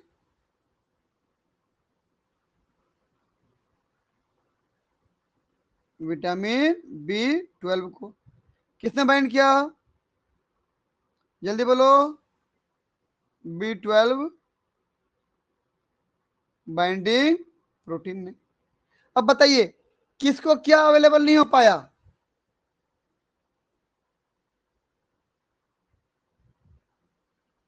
जल्दी बोलो।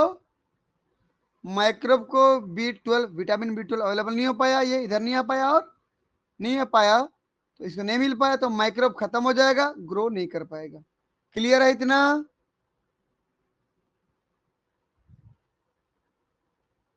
सुन पा रहे हो कि नहीं सुन यस पा रहे सर। तुम लोग? सुन पा रहे हो ना? जी सर। हाँ तो बताइए, माता जी के दूध में अगला प्रोटीन क्या था? B12 बाइंडिंग प्रोटीन, जो कि हमारी एलिमेंट्री कैनाल में विटामिन B12 को बाइंड करके किसके लिए अवेलेबल नहीं होने देता? माइक्रोब या बैक्टीरिया के लिए अवेलेबल नहीं होने देता। क्योंकि माइक्रोब या बैक्टीरिया को मिल जाता, माइक्रोब या बैक्टीरिया को विटामिन B12 मिल जाता ना, तो लगातार ग्रो करके संख्या बढ़ा देते। तो माता जी का दूध क्या कर रहा है बोलने पर? बैक्टीरियल ग्रोथ को होने नहीं दे रहा है, उसको विटामिन B12 अवेलेबल होने नहीं दे रहा है, रोक दे रहा है। देख लेते हैं कमेंट। तो B12 बाइंडिंग प्रोटीन क्या कर रहा है? Reduces the amount of vitamin B12। Vitamin B12 को बाइंड कर करके उसके अमाउंट को कम कर देता है, which bacteria need in order to grow. भाई यही B12, विटामिन B12 तो जरूरत है बैक्टीरिया को ग्रो करने के लिए। आप विटामिन B12 को तो vitamin B12 binding protein bind करके इसकी संख्या को कम कर दे रहा है, अवेलेबल नहीं होने दे रहा है, तो बैक्टीरिया को नहीं मिल पा रहा है, तो बैक्टीरिया खत्म हो जा रहा है, ग्रो नहीं कर पा रहे। क्लियर है? Yes sir. ठीक, चले। अब तीसरे नंबर पे आता हूं मैं, बाइफिडस फैक्टर। ध्यान से देखना, मैं अगले डायग्राम में बात कर रहा हूं ना। ये सब बेबी मिल्क है, मतलब मदर मिल्क है बच्चे के लिए।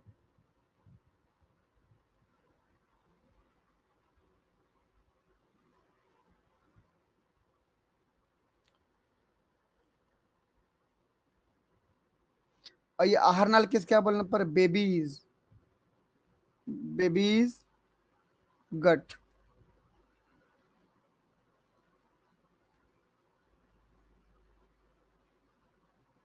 बच्चे का ये गट है, आहार नाल है।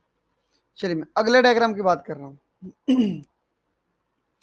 कि मदर के मिल्क के साथ और भी कुछ प्रोटीन आती हैं। यहां बना दे रहा हूं ऐसे करके। चलिए, ये मिल्क था। मैं क्या बोला, क्या आती है बाइफिडस फैक्टर। क्या करते देखें,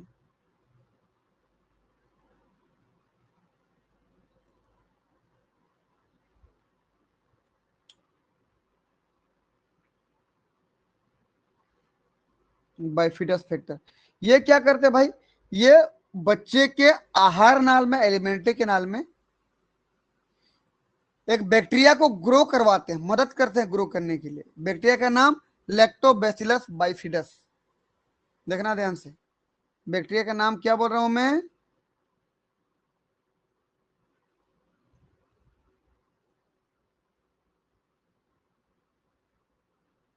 लैक्टोबैसिलस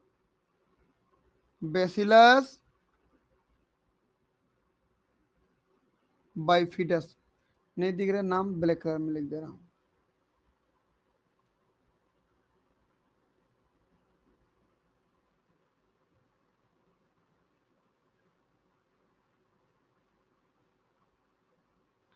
लैक्टोबैसिलस बाइफिडस, ये था। अब क्या करता है बोलना पर, ये बाइफिडस फैक्टर इस लैक्टोबैसिलस बाइफिडस को प्रमोट करता है, क्या करने के लिए, ग्रोथ करने के लिए। अब देखो कितना जबरदस्त तरीके से ये पनपेगा। अब देखो तो ये, और ये बैक्टीरिया हार्मलेस है, बैक्टीरिया को किसी भी प्रकार का कोई घाटा नहीं करेगा, बल्कि एक तरीके से इनडायरेक्टली फायदा पहुंचाएगा। देखो ये लैक्टोबैसिलस बाइफिडस क्या क्या बोलने पर अभी ग्रो किया, इतना भीड़ बढ़ा लिया अपना, इतना भीड़ बढ़ा लिया कि किसकी प्रेजेंस में हुआ बताओ तो मुझे कोई, किसकी प्रेजेंस में हुआ,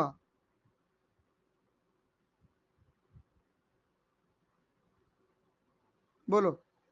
बाइफिडस फैक्टर की प्रेजेंस में लैक्टोबैसिलस बाइफिडस जो एक बैक्टीरिया था, वो बैक्टीरिया क्या कर रहा है बोलने पर, ग्रो कर रहा है। एक बैक्टीरिया था, कैसा वाला बोलने पर, हार्मलेस था, हानि नहीं पहुंचाने वाला बैक्टीरिया था। ग्रो किया इतनी मात्रा में, कितना भीड़ बढ़ गया, क्राउड हो गया, भीड़ बढ़ गया। उस भीड़ में कोई बाहर से हार्मफुल बैक्टीरिया के टिक नहीं पाता है। समझ में आया, ये इतना जगह घेर दिए रहते हैं, इतना एरिया को कवर कर लिए रहते हैं बच्चे के आहार नाल में, कि वो बाहर से आए हुए किसी हार्मफुल बैक्टीरिया के लिए जगह नहीं होता। समझ में आया कि नहीं,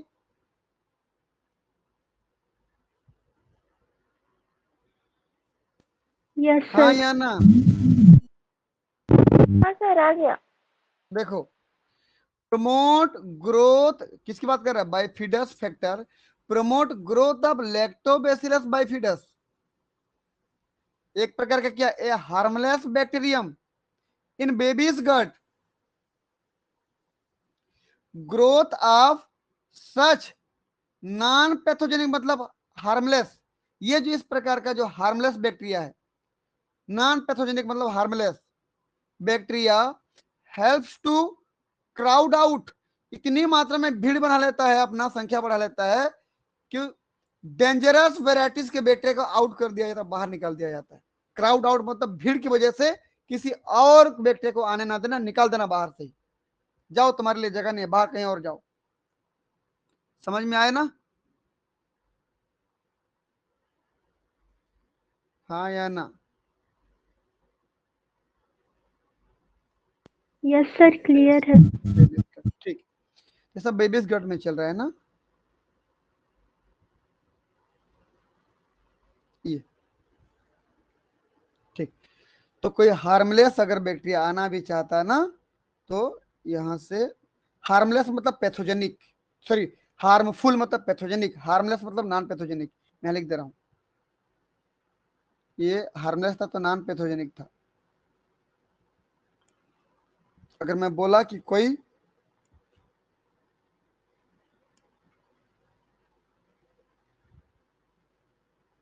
हार्मफुल बैक्टीरिया मतलब पैथोजेनिक,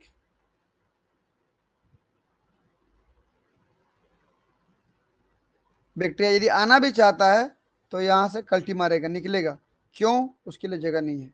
क्यों जगह नहीं है? क्योंकि ऑलरेडी वो कवर है, पैक है वो एरिया। किसकी प्रेजेंस में? लैक्टोबैसिलस बाइफिडस की प्रेजेंस में। इसकी संख्या इतना बढ़ गया है कि बाकी के लिए जगह ही नहीं है, और ये पूरा कवर कर देते हैं। चलिए भाई, 3 हो गया। चौथे की बात कर रहा हूं, ध्यान से देखें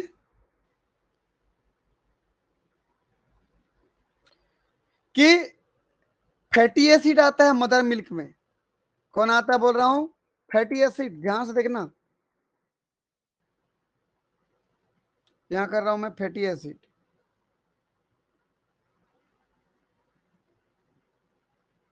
फैटी एसिड, फैटी एसिड का काम क्या होता है कि आसपास जो भी वायरस या बैक्टीरिया होते हैं उसके मेम्ब्रेन को डिस्टर्ब कर देता है। क्या कर देता है बोला मैं? मेम्ब्रेन को डिस्टर्ब कर देता है। देखो तो, disrupt membranes surrounding certain viruses and destroy them. भाई किसी बैक्टीरिया या किसी वायरस के मेम्ब्रेन को तोड़ दोगे तो कहां बचेगा? तो खत्म हो गया। मेम्ब्रेन ही तो कवर करके रखता है ना उसको। इधर देखो, मैं बोला कि चलो यहाँ पर एक वायरस है, एक वायरस है, देखो ये वायरस था, ठीक। अभी फैटी एसिड क्या करेगा बता दो भाई मुझे। फैटी एसिड आएगा और इस वायरस की मेम्ब्रेन को क्या कर देगा? तोड़ देगा। टूट गया, मेम्ब्रेन टूट गया, मतलब वायरस खत्म। समझे कि नहीं?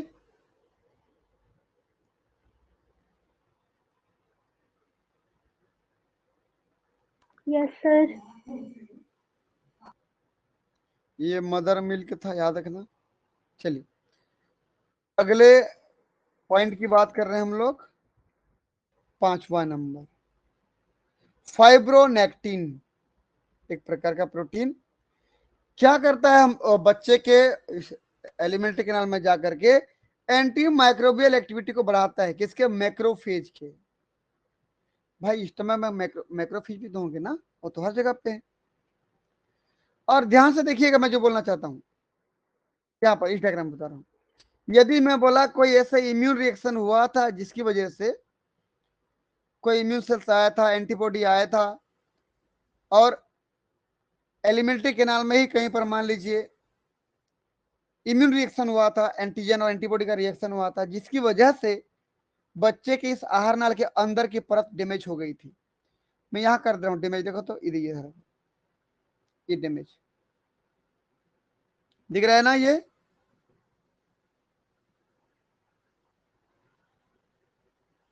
डैमेज टिश्यू क्यों डैमेज हुआ था? कि कोई एंटीजन आया था और बच्चे में जो एंटीबॉडी था, एंटीबॉडी और एंटीजन मिले, वहां पर रिएक्शन हुआ, जिसकी वजह से आसपास के टिश्यू डैमेज हो गई। क्योंकि जब एंटीजन को मारते हैं, मारने के लिए कुछ लाइटिक एंजाइम वगैरह निकालना पड़ता है, और उस एंजाइम की वजह से यहाँ के टिश्यू डैमेज हो गई मान लीजिए। इस डैमेज टिश्यू को रिपेयर करना है, जल्दी भरना है, नया बनाना है वहां पर। इसके लिए मैक्रोफेज को स्टिमुलेट करना पड़ता है। किसको स्टिमुलेट करना पड़ता है? मैक्रोफेज को। अब समझ लें, यहाँ पर मैक्रोफेज था।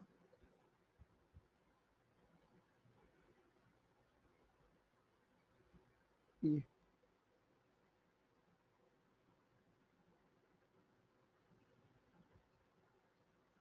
ठीक। तो इस मैक्रोफेज को एक्टिव करता है कौन? अभी मिल्क से आया हुआ कौन? Fibronectin.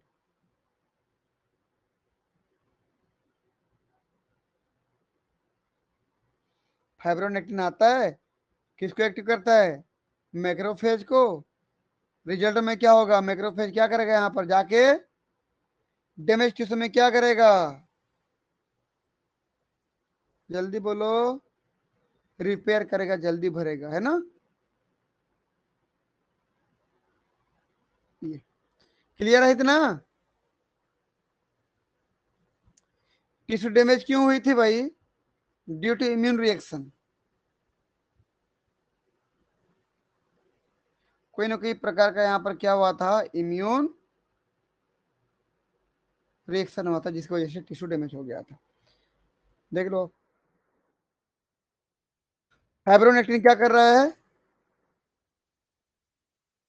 Increases anti microbial activity of macrophage, macrophage को एक्टिव करता है, वो ज्यादा से ज्यादा मात्रा में पैथोजन को मार पाए, and help to repair tissues that have been damaged by immune reaction in babies gut. बच्चे के आहार नाल में जो भी इम्यून रिएक्शन हुआ था उसकी वजह से जो टिश्यू डैमेज हो गया था, टिश्यू को क्या कर रहा है बोलने पर, रिपेयर करा रहा है डायरेक्ट, और दूसरा चीज क्या कर रहा है बोलने पर, मैक्रोफेज को भी एक्टिव कर रहा है ताकि आगे के लिए तैयार रहे, आगे के पैथोजन के लिए तैयार रहे, कोई भी आएगा तो उसके लिए तैयार रहे।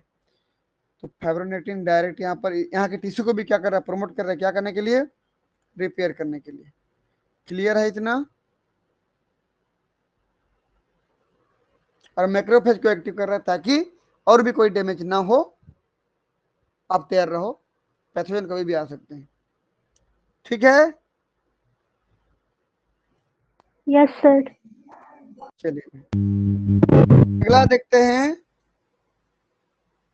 6वां नंबर पे हार्मोन्स एंड ग्रोथ फैक्टर, ये भी आते हैं, मदर के मिल्क में हार्मोन्स और ग्रोथ फैक्टर भी होते हैं।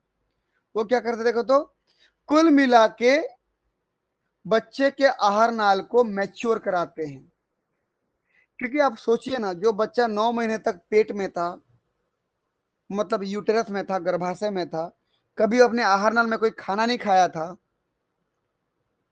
जब वो बच्चा पहली बार पैदा होगा, बाहर से पानी पिएगा, मिल्क पिएगा, दूध पिएगा, तो बाहर से चीजें लेगा तो पैथोजन तो जाएंगी ना वहां पे, पहली बार तो एंट्री मारेंगे ना भोजन, वहां पर भोजन के साथ साथ पैथोजन भी जाएंगे। तो यदि केवल पैथोजन चली गई, कोई एंटीबॉडी जैसा कोई, मतलब पैथोजन को रोकने के लिए कोई नहीं गया, तो बच्चे के लिए बहुत दिक्कत हो जाएगा ना। इसलिए कुछ कुछ बच्चों में देखना तो जिनमें ये पावर नहीं आती है, जिसकी इम्यूनिटी कमजोर होती है, जिसको माता जी का मिल्क नहीं मिलता है, वो बच्चों का तबीयत बहुत ज्यादा बिगड़ते रहता है, उनको डायरिया टाइप का होते रहता है, वो अनडाइजेस्टेड मटेरियल बहुत निकलते रहते हैं, बच्चा बाहर से जो भी खाता नहीं पचता, वैसे ही निकल जाता है बाहर। क्लियर है? तो अब जो हार्मोन्स और जो भी फैक्टर आ रहे हैं, कुल मिला के बच्चे के डाइजेस्टिव ट्रैक्ट को मैच्योर कराने का काम कर रही हैं। ठीक, बच्चे के जो गट है, गट आहार नाल है, उसके अंदर की मेम्ब्रेन को मैच्योर करा रही हैं, ताकि बच्चा जब भी पहली बार दूध पिएगा, जब भी पहली बार उसको पैथोजन का अटैक होगा, वो ठीक ठाक रहे, अच्छा रहे, मजबूत रहे, तंदुरुस्त रहे। समझ रहे हो कि नहीं? देखो तो, stimulate baby's digestive tract to mature more quickly. Mother का जो दूध पिलाओगे बच्चे को, तो बच्चे का आहार नाल का अंदर का परत जल्दी ही क्या हो जाएगा, मैच्योर हो जाएगा, ताकि कोई भी पैथोजन या बैक्टीरिया वहां पे पहुंचे तो वो इतनी इजीली अटैक ना कर पाए। किसको? बच्चे के आहार नाल को, क्योंकि बच्चा अभी अभी पैदा हुआ है, आज ही पैदा होके अभी दूध पीने वाला है। सोचिए, अब तक वो दूध नहीं पिया था, अब तक कुछ पिया ही नहीं था, वो जितना भोजन ट्रांसफर हुआ था उसके बच्चे के शरीर में, वो माता के प्लेसेंटा के द्वारा गया था, मदर के प्लेसेंटा से होते हुए गया था। लेकिन जब पैदा हुआ तो पहली बार जब दूध पिएगा तो बाहरी चीज को पहली बार ले रहे हैं ना अंदर, अगर वो पाउडर वाला दूध ले लिया तो उसमें तो इतनी इम्यूनिटी नहीं है ना। इसलिए मदर का दूध, पहला दूध जो गाढ़ा पीला दूध होता है, जिसको कोलेस्ट्रम बोलते हो आप, उस कोलेस्ट्रम को पिलाया जाता है बच्चे को। गांव तरफ क्या बोलते हैं, जो दाई माँ लोग रहते हैं उसको फेंक देते हैं, उनको नॉलेज नहीं ना इस चीज का, बोलते हैं कि ये दूध अच्छा दूध नहीं है, इसका कलर पीला है, जबकि दूध का कलर तो व्हाइट होता है, ये बोलते हैं वो लोग, ये खराब वाला दूध है, इसको फेंक दो, फेंक देते हैं। जबकि पीला इसलिए होता है कि उसमें इम्यून सिस्टम बहुत बेहतर रहता है, इनमें इम्यून प्रोटीन, इम्यून एंटीबॉडी, ये सब ज्यादा मात्रा में पाए जाते हैं। समझ में आया? इसलिए मदर का पहला दूध, गाढ़ा पीला जो दूध होता है ना, वो बहुत ही बेहतर दूध होता है, इम्यूनिटी के मामले में बहुत बेहतर होता है, उससे बेहतर दूध मिलेगा ही नहीं। धीरे धीरे जब माता जी दूध पिलाने लगेगी, दूध धीरे धीरे धीरे धीरे पिलाने लगेगी, दिन ब दिन कटते जाएगा, तो वो उतना इम्यूनिटी नहीं आएगा, इम्यूनिटी धीरे धीरे कम होते जाता है। समझ में आया कि नहीं? Yes sir. हाँ, तो क्या सीखा हमने इतने में कि मदर का पहला दूध नहीं फेंकना है, बच्चे को पिलाना है, जिससे बच्चे के डाइजेस्टिव सिस्टम के अंदर की जो लाइनिंग है, जो परत है, वो जल्दी मैच्योर हो जाए, स्ट्रांग हो जाए, ताकि कोई भी पैथोजन अटैक करे तो उसके अपोजिट ये हमेशा एक दीवार बन के रहे। कौन? उसके अंदर की मेम्ब्रेन। उसको मैच्योर कराने के लिए माता जी के दूध में जो हार्मोन्स आए थे और जो ग्रोथ फैक्टर आए थे वो काम में आते हैं। देखो मैं पढ़ दे रहा हूं एक बार कमेंट को। Stimulate baby's digestive track, hormone और ग्रोथ फैक्टर की बात कर रहा है, बच्चे के डाइजेस्टिव ट्रैक को स्टिमुलेट करते हैं टू मैच्योर मोर क्विकली, ताकि जल्दी जल्दी वो तैयार हो जाए, रेडी हो जाए। इसे मदर का दूध पिलाना जरूरी है। Once the initially leaky membrane lining the gut mature, leaky membrane lining मतलब आहार नाल, वो लिकी चैनल पाए जाते हैं ना वहां पर, लिकी मेम्ब्रेन है। ये सब सेल बायोलॉजी में पढ़ेंगे हम लोग, किसको लिकी चैनल बोलते हो, किसको गेटेड चैनल बोलते हो, है ना। लिकी मेम्ब्रेन अभी समझ लीजिए बस।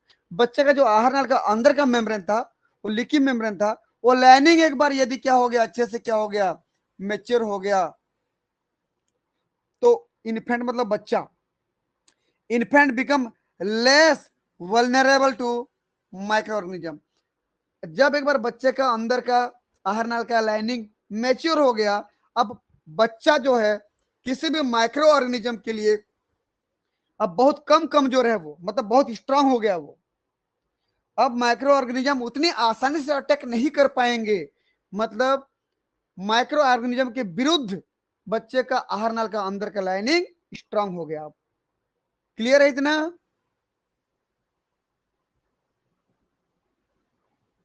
Yes sir. चलो 7वां नंबर देखते हैं। 7वां क्या बोल रहा है? Enhances anti microbial activity of immune cells. एक मिनट लाइन में रुकें, बस थोड़ा सा, बस एक मिनट ना, एक मिनट बस।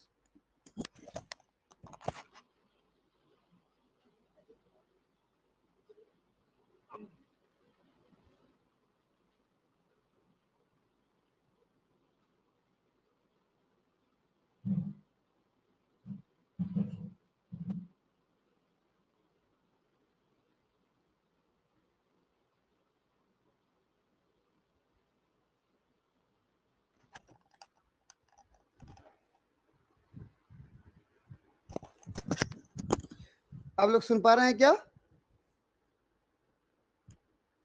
Yes sir. चलिए ठीक, ओके। अब क्या मेरा बेबी उठ गया था ना, बस एक मिनट।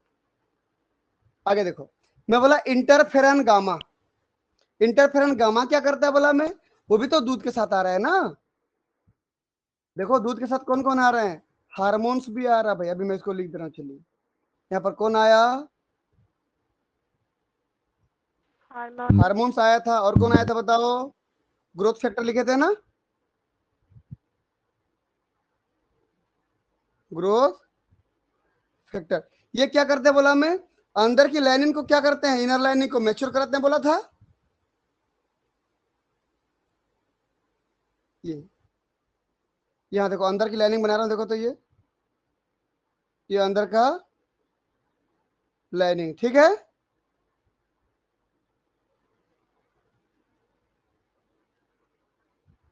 ये इनर मेम्ब्रेन, इनर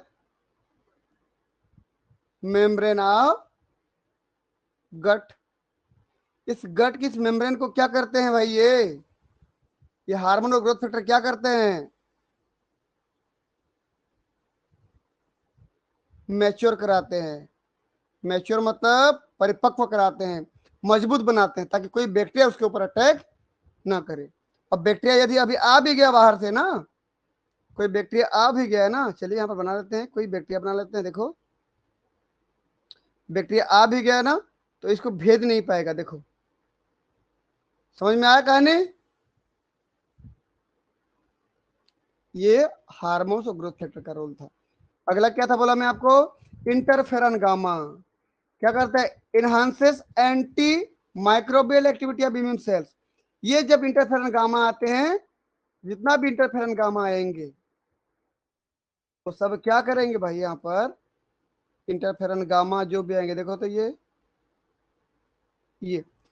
आके जितना भी हमारे बच्चों के जो एलिमेंट्री कैनाल है वहां पर जितना भी इम्यून सेल्स होंगे, उन सभी इम्यून सेल्स को क्या करती हैं, स्टिमुलेट करती हैं, एक्टिव कराती हैं। समझ में आ रहा है कुछ?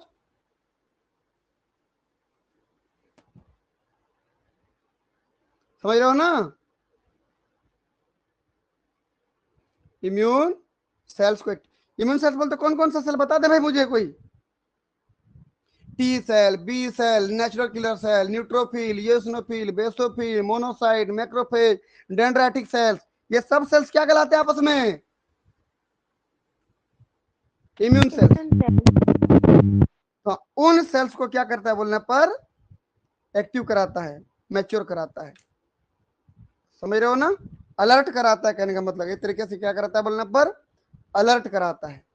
कौन कराता है ये काम? कौन कर रहा है? Interferon gamma.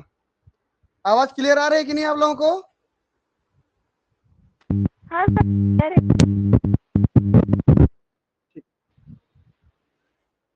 चलिए भाई, अब मैं आगे बढ़ता हूं। फिर अगला हमारे पास 8वां नंबर में क्या है, देख लो। 8वां नंबर में क्या है, देखो, लैक्टोफेरिन। क्या है? लैक्टोफेरिन। फेरिन का मतलब कोई बता पाएंगे मुझे?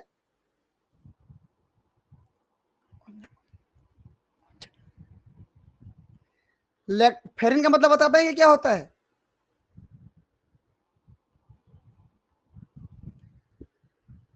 कोई भी जो लाइन में जुड़े हैं, कोई बता पाएंगे फेरिन का मतलब क्या होता है?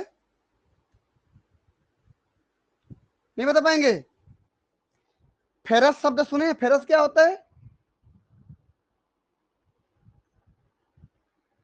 आयरन, सुन रहे लोहा। हैं? बिल्कुल, आयरन। आयरन होता है, ठीक। अब वही है, लैक्टो मतलब क्या होता है? दूध। इसमें लैक्टिक एसिड पाई जाती है ना? और फेरिन मतलब आयरन, मतलब दूध में पाया जाने वाला आयरन,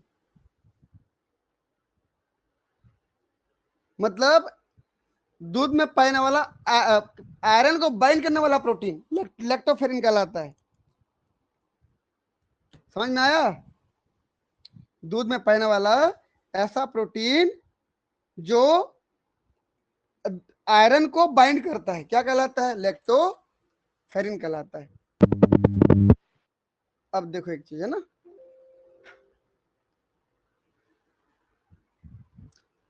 एक मिनट रुको ना, मैं एक पेज ले लेता हूं।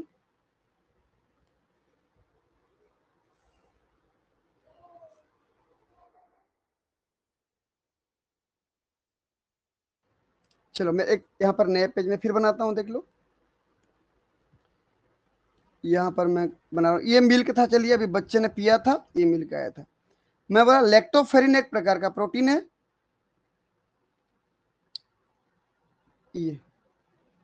ये मदर मिल्क से आया था।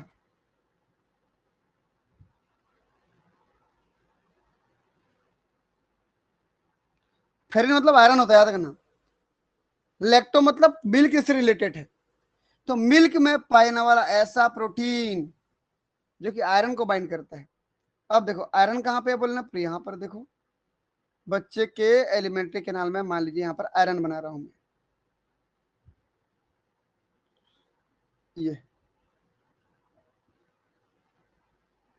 ये आयरन है। इस आयरन को यदि कोई बैक्टीरिया लेता, सुन पा रहे हैं? मेरी आवाज आ रही है ना? जी सर। सर आ गई। ये बैक्टीरिया था, ये बैक्टीरिया यदि आयरन को लेता तो बैक्टीरिया ग्रो करता।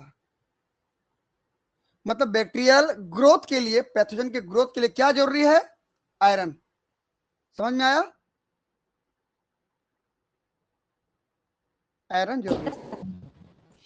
लेकिन जैसे मदर का दूध पीता है कोई बच्चा, उस माँ के दूध में जो लैक्टोफेरिन नाम का प्रोटीन पाया जाता है, ये लैक्टोफेरिन क्या करता है, ध्यान से देखिए, इस आयरन को पकड़ के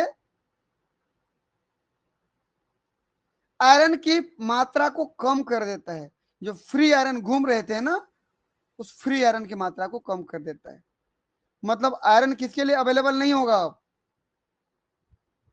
बैक्टीरिया के लिए। बिल्कुल, बैक्टीरिया के लिए अवेलेबल नहीं होगा। अगर आयरन नहीं मिला बैक्टीरिया का तो रिजल्ट क्या होगा बता दो मुझे। ये घटना नहीं घटेगी। आयरन नहीं मिलेगा तो बैक्टीरिया खत्म हो जाएगा, ग्रोथ नहीं कर पाएगा। तो लैक्टोफेरिन काम आ रहा है कि नहीं? आयरन की अवेलेबिलिटी को कम कर रहा है। बैक्टीरिया के लिए जो आयरन मिलता वो नहीं मिल पाएगा, वो खुद बाइंड करके बैक्टीरिया से दूर ले जाएगा। क्लियर है? Yes sir. देख, बाइंड टू आयरन। आयरन क्या है? A mineral many bacteria need to survive. बहुत सारे बैक्टीरिया इस मिनरल को लेकर के, आयरन को लेकर के सर्वाइव करते हैं। By reducing the available amount of iron, भाई लैक्टोफेरिन उसको बाइंड कर लेता है, उसकी अवेलेबिलिटी को कम कर देता है। Lactoferrin thought growth of pathogenic bacteria. Thought मतलब होता है रोक देना, बंद कर देना। पैथोजेनिक बैक्टीरिया जो आते हैं, जो हार्मफुल बैक्टीरिया है, उस बैक्टीरिया के ग्रोथ को बंद कर दिया जाता है। किसके द्वारा? लैक्टोफेरिन के द्वारा। क्या करके? आयरन को बंद करके, आयरन को पकड़ करके, आयरन की अवेलेबिलिटी को कम करके बैक्टीरिया के पास आयरन नहीं पहुंचने दिया जाता, पर बैक्टीरिया मर जाता है फिर। क्लियर है इतना? सर क्लियर है। Yes sir. कितने सारी चीजें हैं देखो मदर मिल्क में, इसलिए मदर मिल्क जरूरी होता है बच्चे के लिए। जितना हो सके डिब्बा वाला दूध नहीं पिलाना चाहिए, इतनी सारी चीजें नहीं होती उसमें, याद रखना इसको। अगला हमारे पास कौन सा नंबर हो जाएगा? 9th। 9। बताओ क्या लिखा है 9th में, बताओ। लाइसोजाइम। लाइसोजाइम। लाइसोजाइम भी आता है भाई दूध में। लाइसोजाइम क्या करेगा? लाइसोजाइम के नाम से पता चल रहा है। देखो तो मैं ऐसे कर दे रहा हूं इसको, ये लाइसोजाइम कैंची जैसे दिख रहा है कि नहीं? हाँ सर दिख रहा है। लाइसोजाइम लाइसिस करता है, काटता है, तोड़ता है। किसको तोड़ता है? बैक्टीरिया के जो जो सेल वॉल होती है ना, उसको तोड़ता है। देखो ये एक बैक्टीरिया मान लीजिए,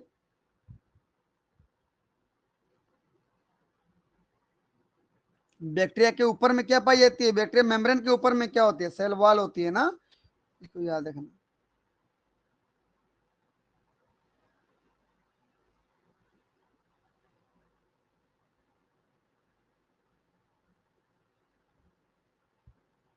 ये बताइए क्या है? ये बैक्टीरिया का वॉल है। ठीक, अब क्या करेगा ये? बैक्टीरिया के वॉल को क्या करेगा भाई? देखो तो ये यहां अटैक करेगा, और वॉल को क्या कर देगा? बैक्टीरिया के वॉल को कट कर देगा। काट देगा। ठीक, बैक्टीरिया खत्म हो जाएगा फिर। देख लो पैथोजन क्या करता है बोले पर, kills bacteria by disrupting their cell wall. Cell wall वॉल को डिसरप्ट करके उसको खत्म कर देगा। अगला हमारे पास क्या देख लो तो 10वां नंबर पे म्योसिन। म्यूसिन। चलिए भाई म्यूसिन की बात कर लेते हैं थोड़ा सा हम लोग।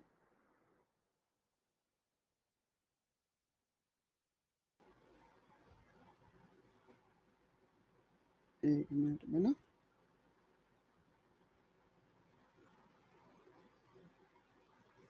चलिए यहाँ बना देते हैं।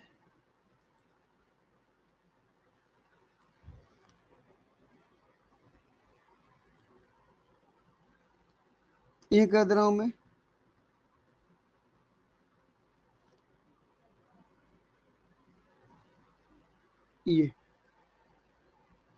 ये सब है मिल्क में, मदर मिल्क में, इसको याद रखेंगे आप। बार बार बोल रहा हूँ म्यूसिन। म्यूसिन क्या करता है बोलने पर, ये जो भी बैक्टीरिया या वायरस आते हैं ना, आहार नाल में एंट्री मारते हैं बच्चे के खाने के द्वारा या लार के द्वारा, जिसके द्वारा भी आ रहे हैं वो अंदर, उन बैक्टीरिया या वायरस को मैं यहाँ कर दे लिख दे रहा हूँ, बना दे रहा हूँ। चलिए ये बैक्टीरिया था, बी फॉर बैक्टीरिया समझ लेना, और भी फॉर वायरस समझ लेना। ये ठीक। इनके ऊपर में क्या होता है बोले पर आके चिपक जाता है, ये म्यूसिन प्रोटीन आके चिपक जाता है। देखो तो ये चिपक गया इनके ऊपर में, चाहे बैक्टीरिया हो या वायरस हो, चिपक गया, पूरा एक लेयर बना लिया। देखो तो अब लेयर बना लिया। अब ये बैक्टीरिया वायरस वाल तक पहुंच नहीं पाएंगे। किसके वाल तक? आहार नाल की वाल तक, दीवार तक, अगल बगल जो दिख रहे हैं ना दीवार, वहां तक पहुंच नहीं पाएंगे और उससे अटैच होकर जुड़ नहीं पाएंगे। मतलब ये इधर नहीं जा सकता, ये चारों तरफ कहीं भी जाके वाल से अटैच होकर इसको भेद नहीं सकता, अटैक नहीं कर सकता वाल को, क्योंकि चारों तरफ से कवर हो गया। किसके द्वारा? म्यूसिन प्रोटीन के द्वारा, म्यूकस जो बोलते हो ना, म्यूकस के द्वारा। समझे?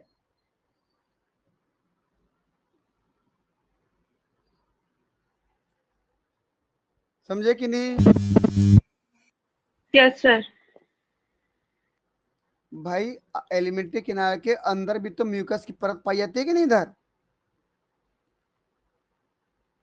म्यूकस लेयर होता है ना, म्यूकोसल लेयर।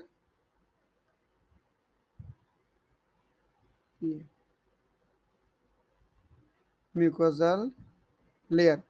तो जब भी कोई बैक्टीरिया या वायरस आता है तो म्यूसिन क्या करता है, उसके ऊपर में अटैच हो जाता है और उसको उस वाल तक पहुंचने ही नहीं देता, इस वाल तक पहुंचने ही नहीं देता।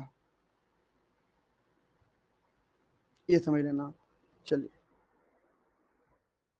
देखो तो क्या बोल रहा है म्यूसिन के बारे में। Adhere to bacteria and virus, मतलब बैक्टीरिया वायरस से जुड़ गया, thus keeping such microorganism from attaching to mucosal surface।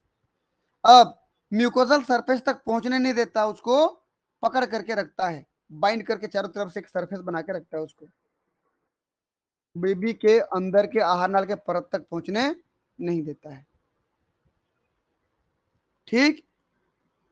चलिए अगला हमारे पास क्या देख लो, और आखिरी जो है बताओ क्या है? ओलिगोसैकेराइड्स।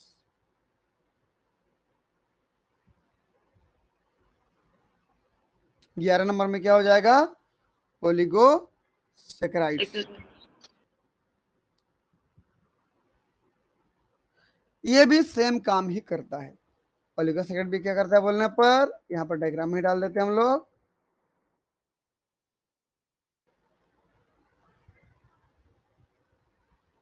ये देख लो,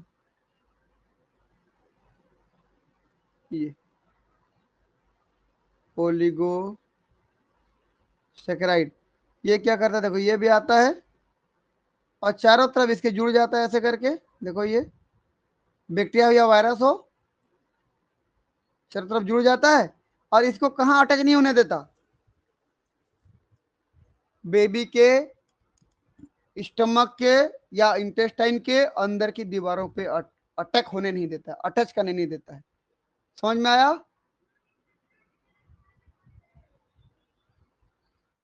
जी सर क्लियर है। देख लो, bind to micro organism and bar them from attaching to mucosal surface. मतलब माइक्रो ऑर्गेनिज्म और जो भी पैथोजन है उनके ऊपर बाइंड करके एक लेयर बना दिया, एक कवर बना दिया, और उसको अंदर की जो सरफेस है आहार नाल का उसके ऊपर जाने नहीं दिया। तो इस प्रकार से कितना काम है देखो, किसका? ब्रेस्ट मिल्क का। यहां कर दिया मैं, देखो ब्रेस्ट मिल्क, मदर के मिल्क का बच्चे के आहार नाल पर, बच्चे के हेल्थ पर कितना असर होता है, कितना फायदा होता है। ये इसी वजह से बच्चे को जितना पॉसिबल हो सके अपने माँ का दूध ही पीने के लिए देना चाहिए,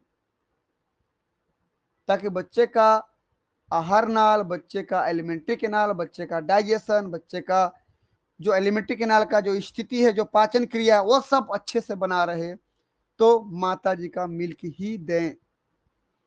बाहर के डिब्बा वाले मिल्क में सिर्फ पेट भरता है, पेट भरता है मीन्स ग्लूकोज की कमी पूरा होता है, बस इम्यूनिटी नहीं मिलता, याद रखना।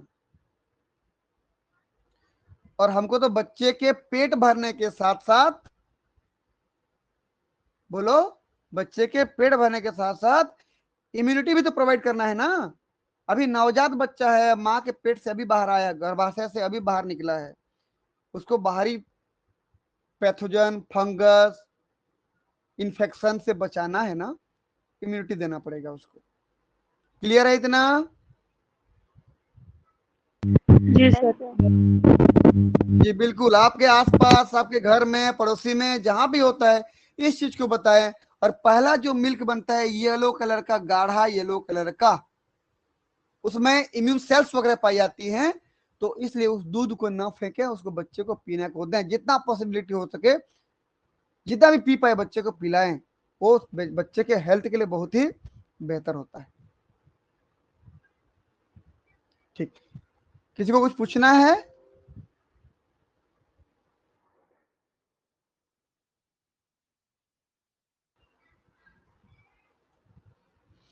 मिलते हैं मेरे नेक्स्ट क्लास में। तब तक सभी बच्चों को बहुत बहुत धन्यवाद। थैंक यू, गुड नाइट, शुभ रात्रि। Thank you. Good night, sir.